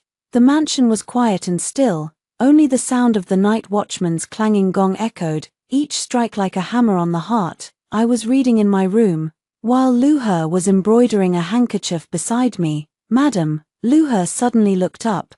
Chuanxing from Lady Liu's residence just came to deliver a message, saying Lady Liu invites you to the lotus pond to admire the moon. I put down my book and smiled. Finally, it came. Prepare the lamp, madam, it's so late, and the lotus pond area is. Mistress Su just died not long ago. It's unlucky. Lady Liu calling you now must have ill intentions. I know, that's why I have to go. LV tried to persuade me, but I waved my hand. Stay in the courtyard. If I haven't returned in an hour, go to the front yard and find the Marquis. Tell him that I'm with Sister Liu, enjoying the moon by the lotus pond, and that I'm afraid he might worry. Ask him to come and fetch us. Yes, mistress, I'll remember. I took a lantern and walked alone toward the lotus pond. 26. The night wind was cool, causing the candlelight inside the lantern to flicker on and off. The lotus pond shimmered with a faint glow under the moonlight, its surface calm and undisturbed, like a vast black mirror. Liu Mengli was already there. She stood by the pond's edge, dressed in a plain white gown and draped in a matching cloak. Hearing footsteps, she turned around, a gentle smile on her face. Big sister has come, little sister Liu. I walked to her side and stopped 3 paces away. It's so late. Why did you think of admiring the moon? The moonlight is beautiful. It's a shame to see it alone. Liu Mengli looked up at the sky. Big sister, look, the moon tonight is round like a bronze mirror. I followed her line of sight. The moon was indeed round and bright, bright enough to see every leaf and every stone by the pond and the shallow scratch left on the stone when Su Yunhe fell into the water. It's almost covered by moss. Sister, Liu Mengli suddenly spoke, her voice soft. Sister Yunhe, did she really fall into the water by accident? Here it comes. I turned to look at her and calmly said, that's what the authorities said. Does sister believe it? Yes, I do, I nodded. What the authorities say must be believed. Liu Mengli laughed, her laughter sounding particularly harsh in the silent night. Sister is truly as naive as ever. She took 2 steps forward, approaching the pool's edge, and looked down at the water. This pool doesn't look deep, so how could someone drown in it? I didn't respond. I found out that on the night Su Yunhe died, sister delivered some pastries. The pastries were made by sister herself, and she delivered them personally. After eating the pastries, Su Yunhe sent all the maids away, saying she wanted to be alone for a while. She turned to face me, the moonlight casting a deathly pale glow on her face. Then she fell into the water by accident. I met her gaze, my expression unchanged. What do you want to say, Sister Liu? I want to say. Liu Mengli took a step forward, getting closer to me, almost able to smell the strong fragrance of her incense. You're quite skilled, sister, killing without a trace, and the authorities can't even find out. Sister Liu, be careful with your words. Such things shouldn't be said carelessly. Careless? Liu Mengli sneered. Shenyan, it's just the 2 of us here. What are you pretending for? She suddenly reached out and grabbed my wrist. I know it was you. She stared into my eyes, each word spoken slowly and clearly. Su Yunhe got in your way, so you killed her. Now I'm blocking your path too. Do you want to kill me as well? I didn't struggle free, just looked at her. Sister Liu, what path am I blocking? Lord's heart. Liu Mengli's voice rose sharply. Lord only has eyes for me. As long as I'm here, You'll forever be just a nominal wife with no real standing, Shenyan. Are you willing to accept that? It's been 3 years, how many times has the Lord touched you? Does he even care about you? The more she spoke, the more agitated she became, her grip tightening until her nails nearly dug into my flesh. I looked down at her hand, then slowly raised my eyes. Liu Mengli, you're hurting me. My voice was calm, so calm that it made Liu Mengli pause for a moment. 27. She instinctively loosened her grip but didn't let go. Liu Mengli, I continued, my voice soft, as if speaking of something trivial. Do you know, my mother always said I'm not very bright, that I don't understand things. Liu Mengli frowned, not understanding why I suddenly brought this up. So when I listen to people speak, I only take their words at face value. You said the Marquis only has eyes for you. And I believe you. You said I'm blocking your path, and I believe that too. I paused, then looked at her and smiled. So Su Yunhe is dead. Liu Mengli's pupils suddenly contracted. Now, you still say I'm blocking your way. I took a step forward, forcing her back half a step, her heel nearly touching the moss at the edge of the pond. Liu Mengli, tell me, what should I do? Liu Mengli's face turned deathly pale, her lips trembling. You dare, what's there to be afraid of? My smile looked somewhat eerie under the moonlight. After all, Su Yunhe fell into the water by accident, so can you. The lotus pond isn't deep, no one drowns in it, but if your head hits a rock and you lose consciousness, then fall into the water, well, that might not be so certain. I said it lightly, as if discussing tonight's moonlight. Liu Mengli was completely panicked. She abruptly shook off my hand and stepped back repeatedly, forgetting that the lotus pond was right behind her. Her foot slipped on the moss, and she fell backward. I grabbed her wrist. She was hanging at the edge of the pool, half her body already leaning out, only kept from falling by my grip. The water was less than a foot from her face, and she could see her own reflection in it. Help, help, her voice trembled, and her other hand flailed wildly, trying to grab at something. I didn't pull her up, nor did I let go. I just kept holding on, watching her terrified face. Li Mengli, you just said, the Marquis only has eyes for you. Yes, yes. What if you were to die as well? How long would the Marquis remember you? A month, a year?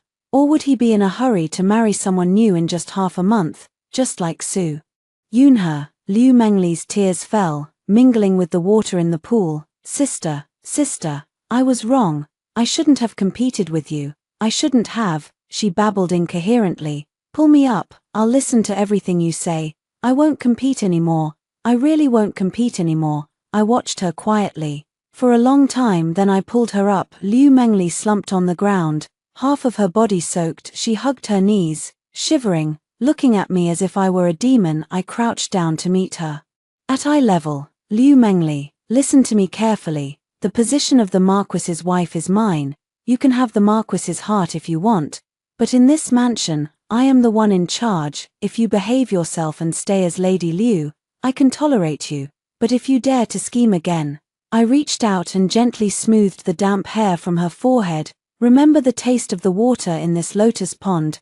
Liu Mengli trembled all over, tears welling up even more, yet she dared not sob aloud. I stood up and patted the non-existent dust off my hands. It's getting late and chilly. Sister Liu, you should go back to rest soon. With that, I turned and left a few steps forward, and behind me came Liu Mengli's muffled sobs.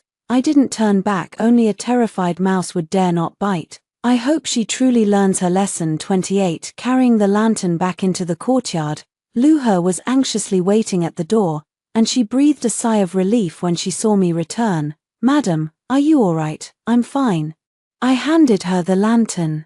Sister Liu slipped and nearly fell into the pond. I grabbed her in time. LV. He widened her eyes. She didn't do anything to you, did she? She wouldn't dare. I walked into the house and poured a cup of hot tea to warm my hands. At least not now. What about later? We'll deal with that later. I took a sip of tea and looked out the window. The moon had already set, and dawn was approaching. Liu Mengli would probably have nightmares tonight. Quite good. People always need to fear something in order to know their limits. Suddenly, I remembered what Liu Mengli had said earlier. He said Yuan Chengxi only had her in his heart. How absurd. How could someone like Yuan Chengxi possibly have a heart? All he has is possessiveness, pride, and novelty. Today it's you, tomorrow it could be someone else. That night, Liu Mengli fell ill again. It was said that she had caught a cold and couldn't get out of bed. Chuanxing went to the kitchen every day to fetch medicine, walking with her head down, avoiding people as if she had done something wrong. Yuan Chengxi visited once. He returned and said, "Mengli looks very pale, and her speech lacks energy. She must have been frightened." He was saying this while having dinner in my room. The old lady returned from the temple. The family had lunch in the old lady's courtyard, and after the meal, Yuan Chengxi, unusually, returned to the courtyard with me. The old lady specifically instructed us, the couple, to spend more time together. Scared, I served him some soup. Sister Liu is timid. Perhaps she had a nightmare last night. Yuan Chengxi took the soup bowl and glanced at me, his expression complex. That night, you and Mengli were by the lotus pond. What did you say? I looked up, puzzled, and said, "We didn't say much, just admired the moon and commented on how beautiful the moonlight was." Then Sister Liu slipped and nearly fell into the pond. I grabbed her, and she got scared. Is that all? That's it. Sister Liu might have remembered Sister Yunha's incident and is feeling scared. My lord, please spend more time with her. I spoke sincerely, but Yuan Chengxi didn't know how to respond. He silently finished his soup and put down the bowl. Nyana, you've been married into the family for 3 years. 3 years, he murmured, as if speaking to himself. How come I feel like I've never really understood you? I lowered my head to eat without responding. What does it matter whether you understand or not? How many people in this world truly understand each other? My father doesn't understand why my mother always cries. My mother doesn't understand why I'm not clever. And Yuan Chengxi doesn't understand why I could endure for 3 years. I don't understand them either. Why must simple things always be made so complicated? If you like it, keep it. If you don't, get rid of it. Get rid of anything that gets in the way. How simple. 29. Lord Marquis. I put down my chopsticks and looked up at him. If you're worried about Sister Liu, go see her. I'm fine here. Yuan Chengxi looked at me for a long moment before finally standing up. All right. He left. Lu He came in to clear the dishes and whispered, "The Marquis was supposed to rest here tonight. It's the same wherever I rest." I got up and walked to the window. Right now, Liu Mengli probably trembles just at the sight of him. Why? Because she knows her support is utterly unreliable. That night by the lotus pond, she thought I was going to push her down, but I pulled her back. She knows I can kill her or save her. Her life is in my hands, and that feeling is worse than letting her die. He seemed to understand, yet not quite. I didn't explain further. Some things don't need to be understood. You just need to know the outcome. Liu Mengli was ill for half a month. During this half month, the household was calm and peaceful. The old lady relied on me more and more, entrusting all household affairs to me. She even gave me a key to her private vault. Yuan Chengxi became much more courteous toward me, no longer ignoring me as he used to, and occasionally came to my courtyard to sit and chat. Though the conversations were trivial, it was still better than nothing. The servants became even more obedient, and no one dared to disobey openly anymore. Everything is fine. Su Yunha's case was finally closed. Captain Zhao came to the residence in person to report the findings, speaking in front of the matriarch, Yuan Chengxi, and me, with every word carefully chosen. The scene showed no signs of struggle, the body had no external injuries, and no traces of medication were found in the abdomen. The lotus pond is 4 feet deep, within reach of an average person standing, but if intoxicated or dizzy, a misstep could indeed lead to drowning. Taken together, it is concluded as an accidental fall into the water. The matriarch sighed in relief and murmured a prayer. Yuan Chengxi looked displeased but said nothing. I rose and bowed to Captain Zhao. "Thank you for your hard work, Captain Zhao." Captain Zhao glanced at me, his eyes deepening, and replied with a bow, "Madam, you're too kind, it's my duty." After seeing Captain Zhao off, the old lady took my hand and said, "Now everything is settled, the case is closed, and the household can finally be at peace." "Yes, grandmother, please rest assured." Yuan Chengxi suddenly spoke up. "Grandmother, I think the lotus pond should be filled in." The old lady was taken aback. "Filled in? Why?"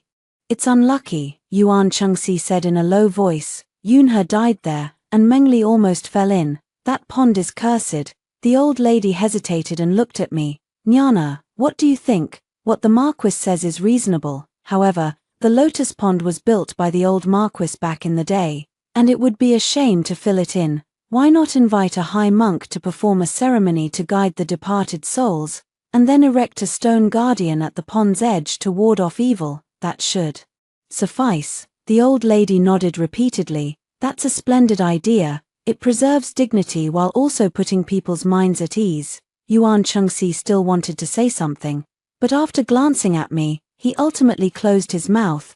The ceremony was scheduled for 3 days later, 30. They invited eminent monks from Longquan Temple outside the city. 7 or 8 of them came, setting up their formation by the lotus pond, chanting scriptures and reciting Buddhist prayers, making a racket and causing a commotion all day long. Everyone in the household went to watch the spectacle. I went too. I stood quietly outside the crowd from a distance. The monks, clad in robes, closed their eyes and chanted scriptures.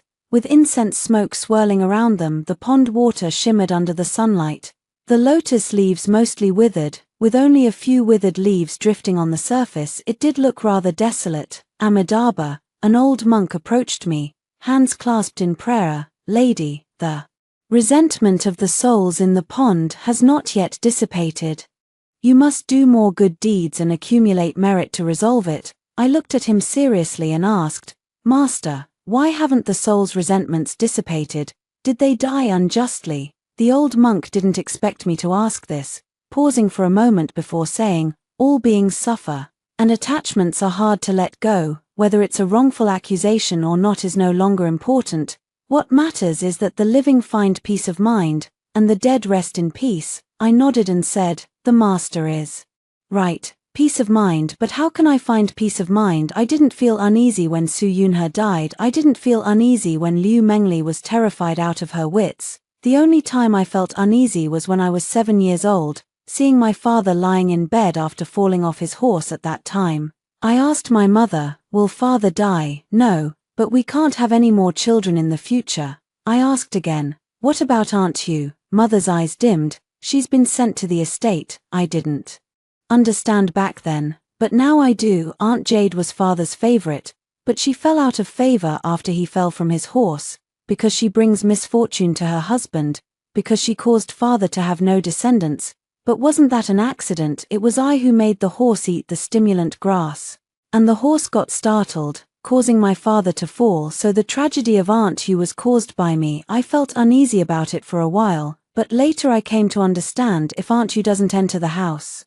mother won't cry. If father hadn't taken a concubine, I wouldn't have fed grass to the horse. If everything in this world followed the rules, there would be no accidents. So the fault isn't mine. In the rules, in this mansion, in this capital city, in this world, within those intricate, hypocritical, and contentious rules, I don't understand those rules, so I follow my own rules. My rules are simple. Whoever makes me uncomfortable, I'll make them even more uncomfortable. 31. After the ritual was completed, a green stone tablet was erected by the lotus pond, inscribed with the 3 large characters Shagan Dang. It is said to ward off evil spirits and ghosts, ensuring peace and safety in the area. From then on, the servants dared to approach the lotus pond again, even washing clothes and gossiping by its edge. This stone guardian is truly effective. The pond water doesn't feel eerie anymore. Indeed, it was blessed by a high monk. What a pity for concubine Su, so young. They were talking when suddenly they saw me approaching, and immediately fell silent, bowing their heads to work. I walked up to the stone tablet and reached out to touch it. The stone was cold, with deep scratches. "Madam," Green Lotus whispered, "it's windy here. Let's go back." "Aha." I turned and walked away, taking a few steps before glancing back. The stone tablet stood by the pool, like a silent guardian. But who was it guarding? Is it a living person or a dead one? Is it the peace of this Marquis's mansion or something else? I withdrew my gaze and continued walking forward. When I returned to the courtyard, Mother Li was already waiting. "Madam," she handed over a ledger. "This is the monthly expenditure for Lady Liu's residence. It's increased by 30% compared to last month." I felt something was off, so I made a special note of it. I took the ledger and flipped through it. Medicinal herbs, Tonics, fabrics, jewelry, numerous items were listed, each with a record, but the prices were clearly inflated. Miss Liu is ill, so it's only right to use more medicine. But Madam, Li Mema lowered her voice. I went to the pharmacy and asked, the medicines Miss Liu uses aren't worth that much money, and half of the tonics weren't even delivered to Miss Liu's residence. I raised my eyes. Where did they go? Li Mema hesitated for a moment before saying, I saw Chuanxing secretly taking them out and pawning them. Did she pawn it? Is Liu Mengli short of money? Yes, she spent most of her dowry on renovating the garden, and lost a lot of silver during her time as housekeeper. She probably doesn't have much money now, but why would she pawn something? Did Yuan Chengxi not give her any silver to use? Does the Marquis know? He probably doesn't.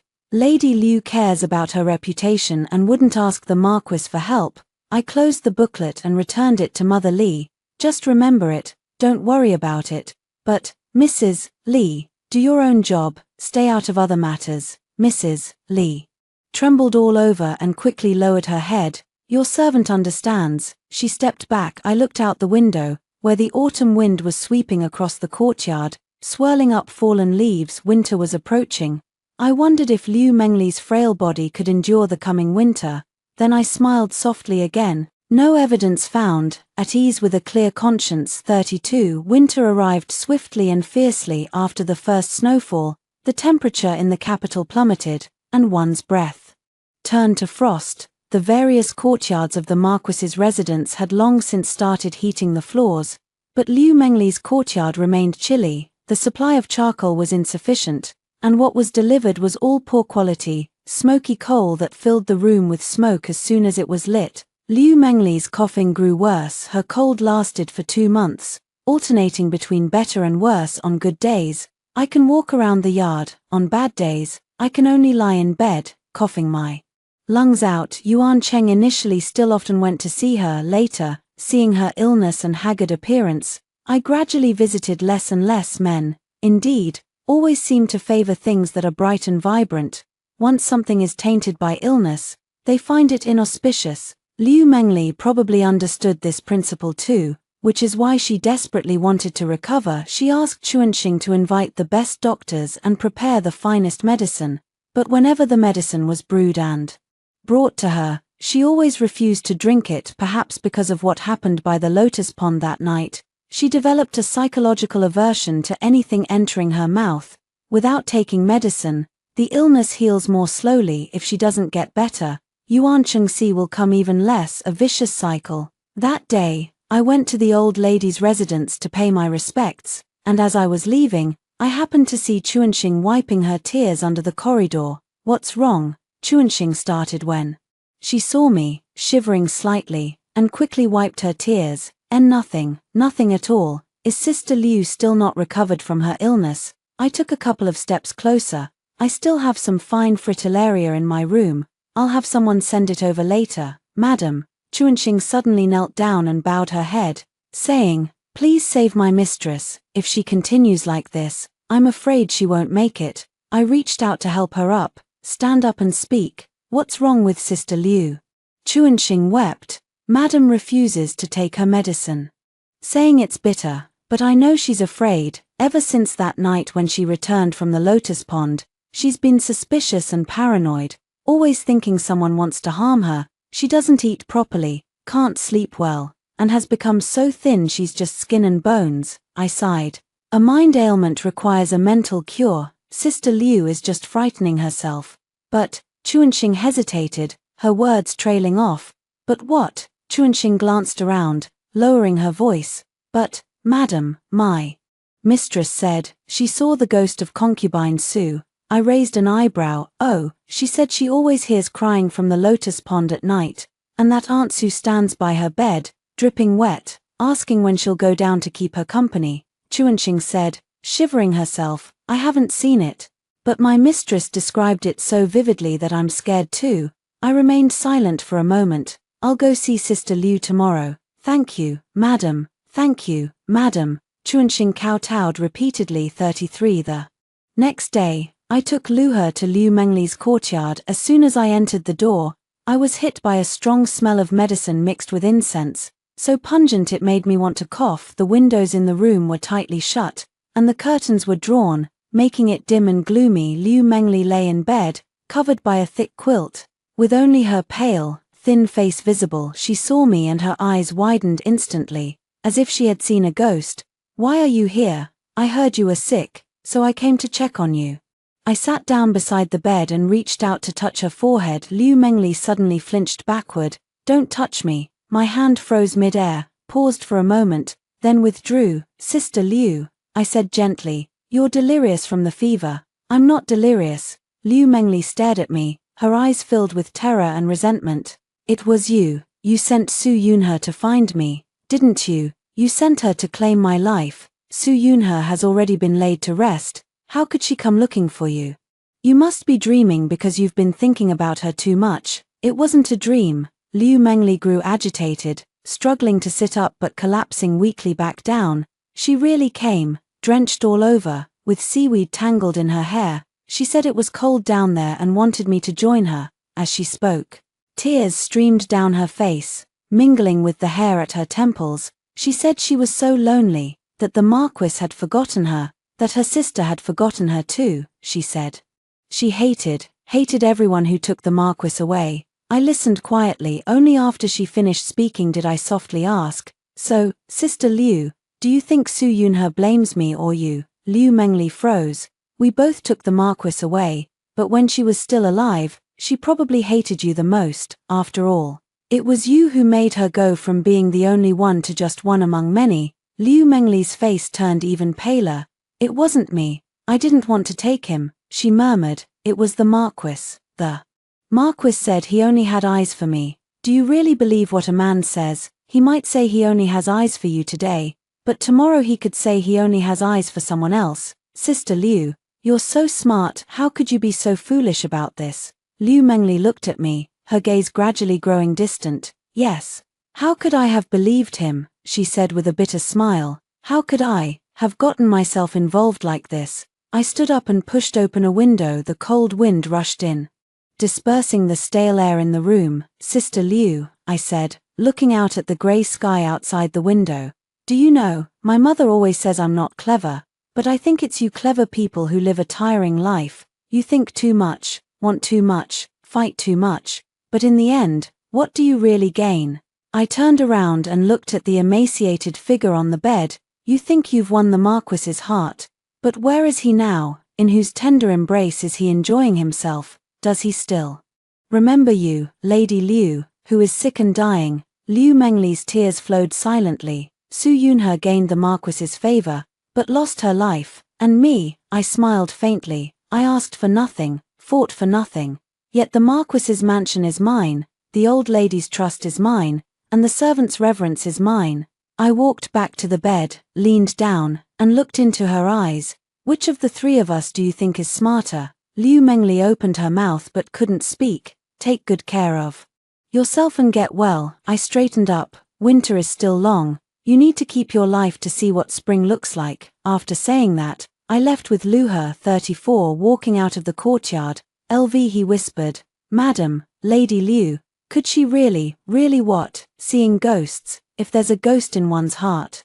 Naturally one sees ghosts everywhere. Then could she, will she die?" I took over the conversation, looking up at the sky. "That depends on her fate." The snow began to fall again. Faint snowflakes drifted down, landing on my face, cold and piercing. Liu Mengli ultimately didn't survive this winter. The 8th day of the 12th lunar month was the Buddha's Enlightenment Day, and every household was cooking lava porridge. The Hu mansion also cooked a large pot, and the matriarch ordered that each courtyard receive a portion. I personally delivered the portion to Liu Mengli's courtyard. She was in better spirits that day, able to sit up and even drank half a bowl of porridge. Chuanxing was so overjoyed that she wiped away tears, saying that the mistress was finally willing to eat. I sat by her bedside for a while, chatting about trivial matters. "When spring comes and the flowers in the garden bloom, Sister Liu will be able to go out for a walk." Liu Mengli nodded with empty eyes when I left. I glanced back at her. She was leaning against the headboard, gazing out at the falling snow, her profile bathed in the dim yellow light, appearing strangely peaceful. That was her final appearance that night. Liu Mengli suddenly fell ill, coughing up blood uncontrollably. By the time the doctor arrived, she had already lost her breath. Chuanqing fainted several times from crying, saying that the lady was fine in the evening, but suddenly, Yuan Chengxi took a look and stood at the door without entering. His face was grim. Perhaps it was because another concubine had died, or perhaps he felt it was an ill omen. Give her a grand burial. He only said these 2 words before turning and leaving. The old lady chanted sutras all night long. Liu Mengli's funeral was more elaborate than that of Su Yunhe. After all, she was the legitimate daughter of an official family and a co-wife. The Liu family sent representatives, who wept and made a scene, demanding an investigation into the cause of death. The physician stated that Liu Mengli had caught a chill that entered her lungs, which persisted without cure and led to consumption. The Liu family didn't believe it, but they couldn't produce any evidence either. In the end, nothing could be done about it. On the day Liu Mengli's coffin was carried out of the mansion, it snowed again. I stood under the corridor, watching the funeral procession gradually disappear into the distance. Green Lotus draped a cloak over me and whispered, "Madam, let's go back inside, it's cold out here." I didn't move. I watched for a long time, until the procession disappeared around the street corner. Green Lotus, I suddenly spoke up, "Who do you think will be next?" Green Lotus trembled slightly and didn't dare to respond. I smiled and turned back into the house. After Liu Mengli's death, the Hu mansion fell completely silent.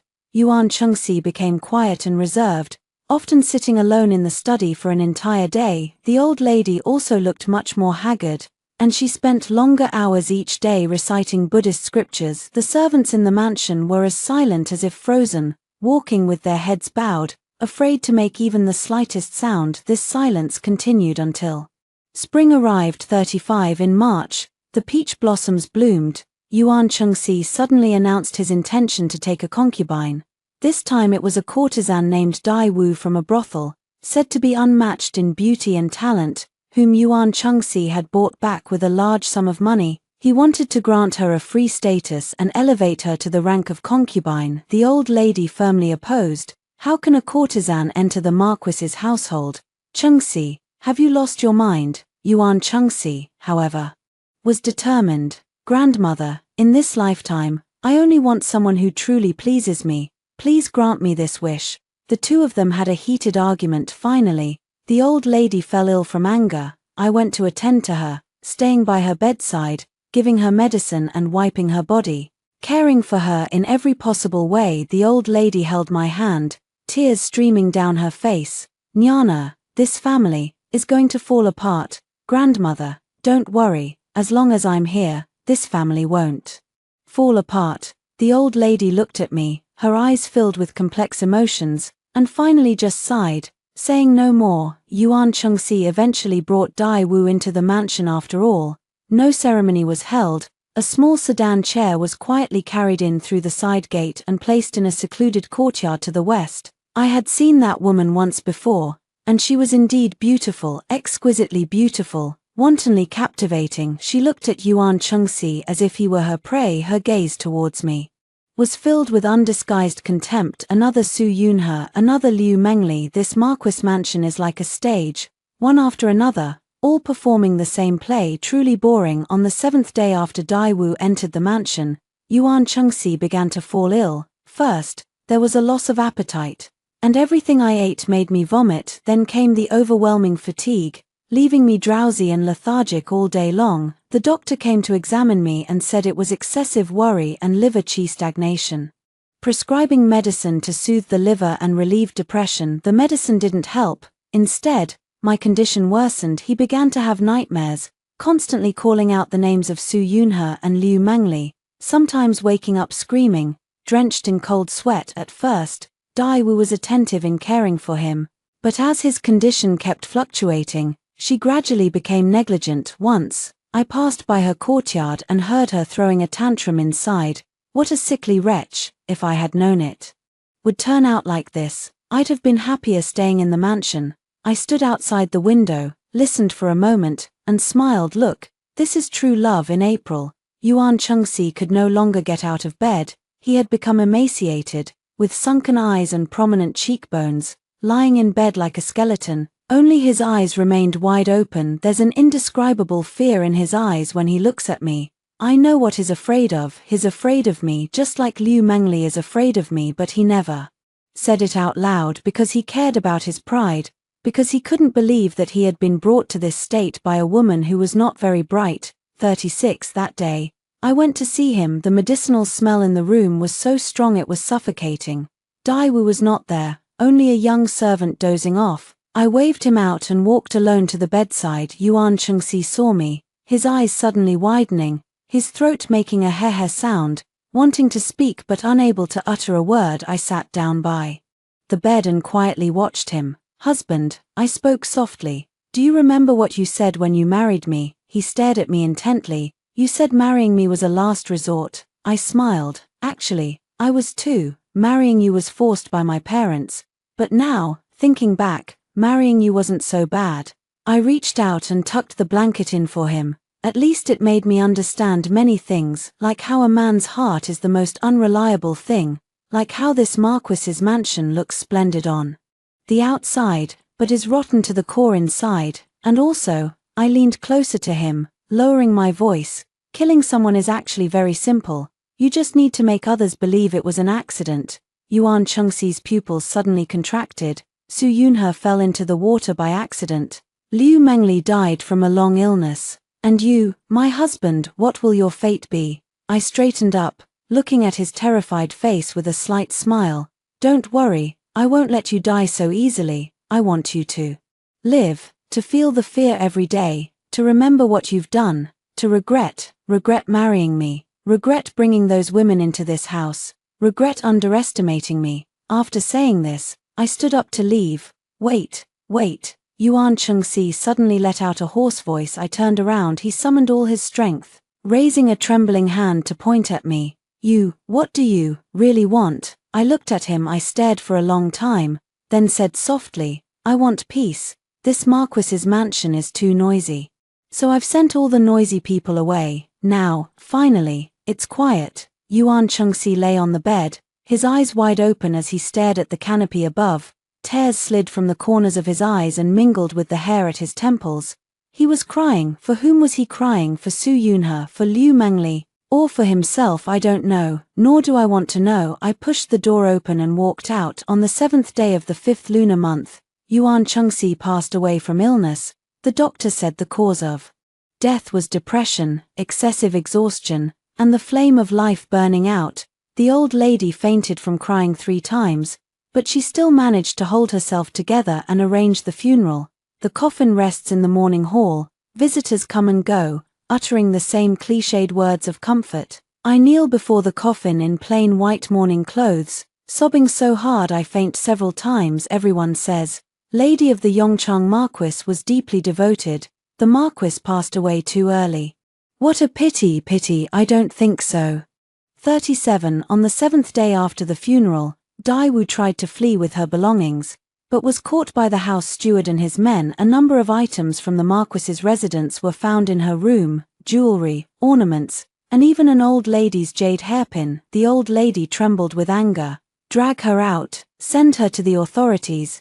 Jiewu was sent to the Yamen and was reportedly sentenced to exile. Whether she survives or not depends on her fate. In June, the old lady handed over all the authority of the Marquis's household to me. Nyana, from now on, this family will rely on you. Grandmother, rest assured. In July, I thoroughly reorganized the Marquis's household. The corrupt stewards were all replaced, the servants who drew pay without working were all dismissed, and the old accounts were all sorted out. The entire Marquis's estate was revitalized, and no one dared to feign compliance anymore. On the 15th day of the 8th month, the Mid-Autumn Festival, I set up a table of wine and dishes in the courtyard to enjoy the moon alone. The moonlight was beautiful, just as lovely as that night by the lotus pond. I raised my wine glass, lifted it toward the moon, and then slowly poured it onto the ground. To Su Yunhe, to Liu Mengli, respect Yuan Chengxi, respect all those who lived and died within this nobleman's mansion. I set down my wine cup and looked up at the moon. Mother, I said softly, look, am I smarter now? No one answered, only the sound of wind rustling through the treetops. Like a whisper, I smiled. picked up my chopsticks, and took a piece of mooncake overly sweet, almost cloying, but I like it. The Marquis's mansion is finally completely quiet, so quiet that only I am left. Wonderful. After hearing the story above, what are your thoughts? Feel free to share your opinions in the comments section. Looking forward to hearing from you. If you liked this story, don't forget to like it, share it, and subscribe to my channel. See you next time.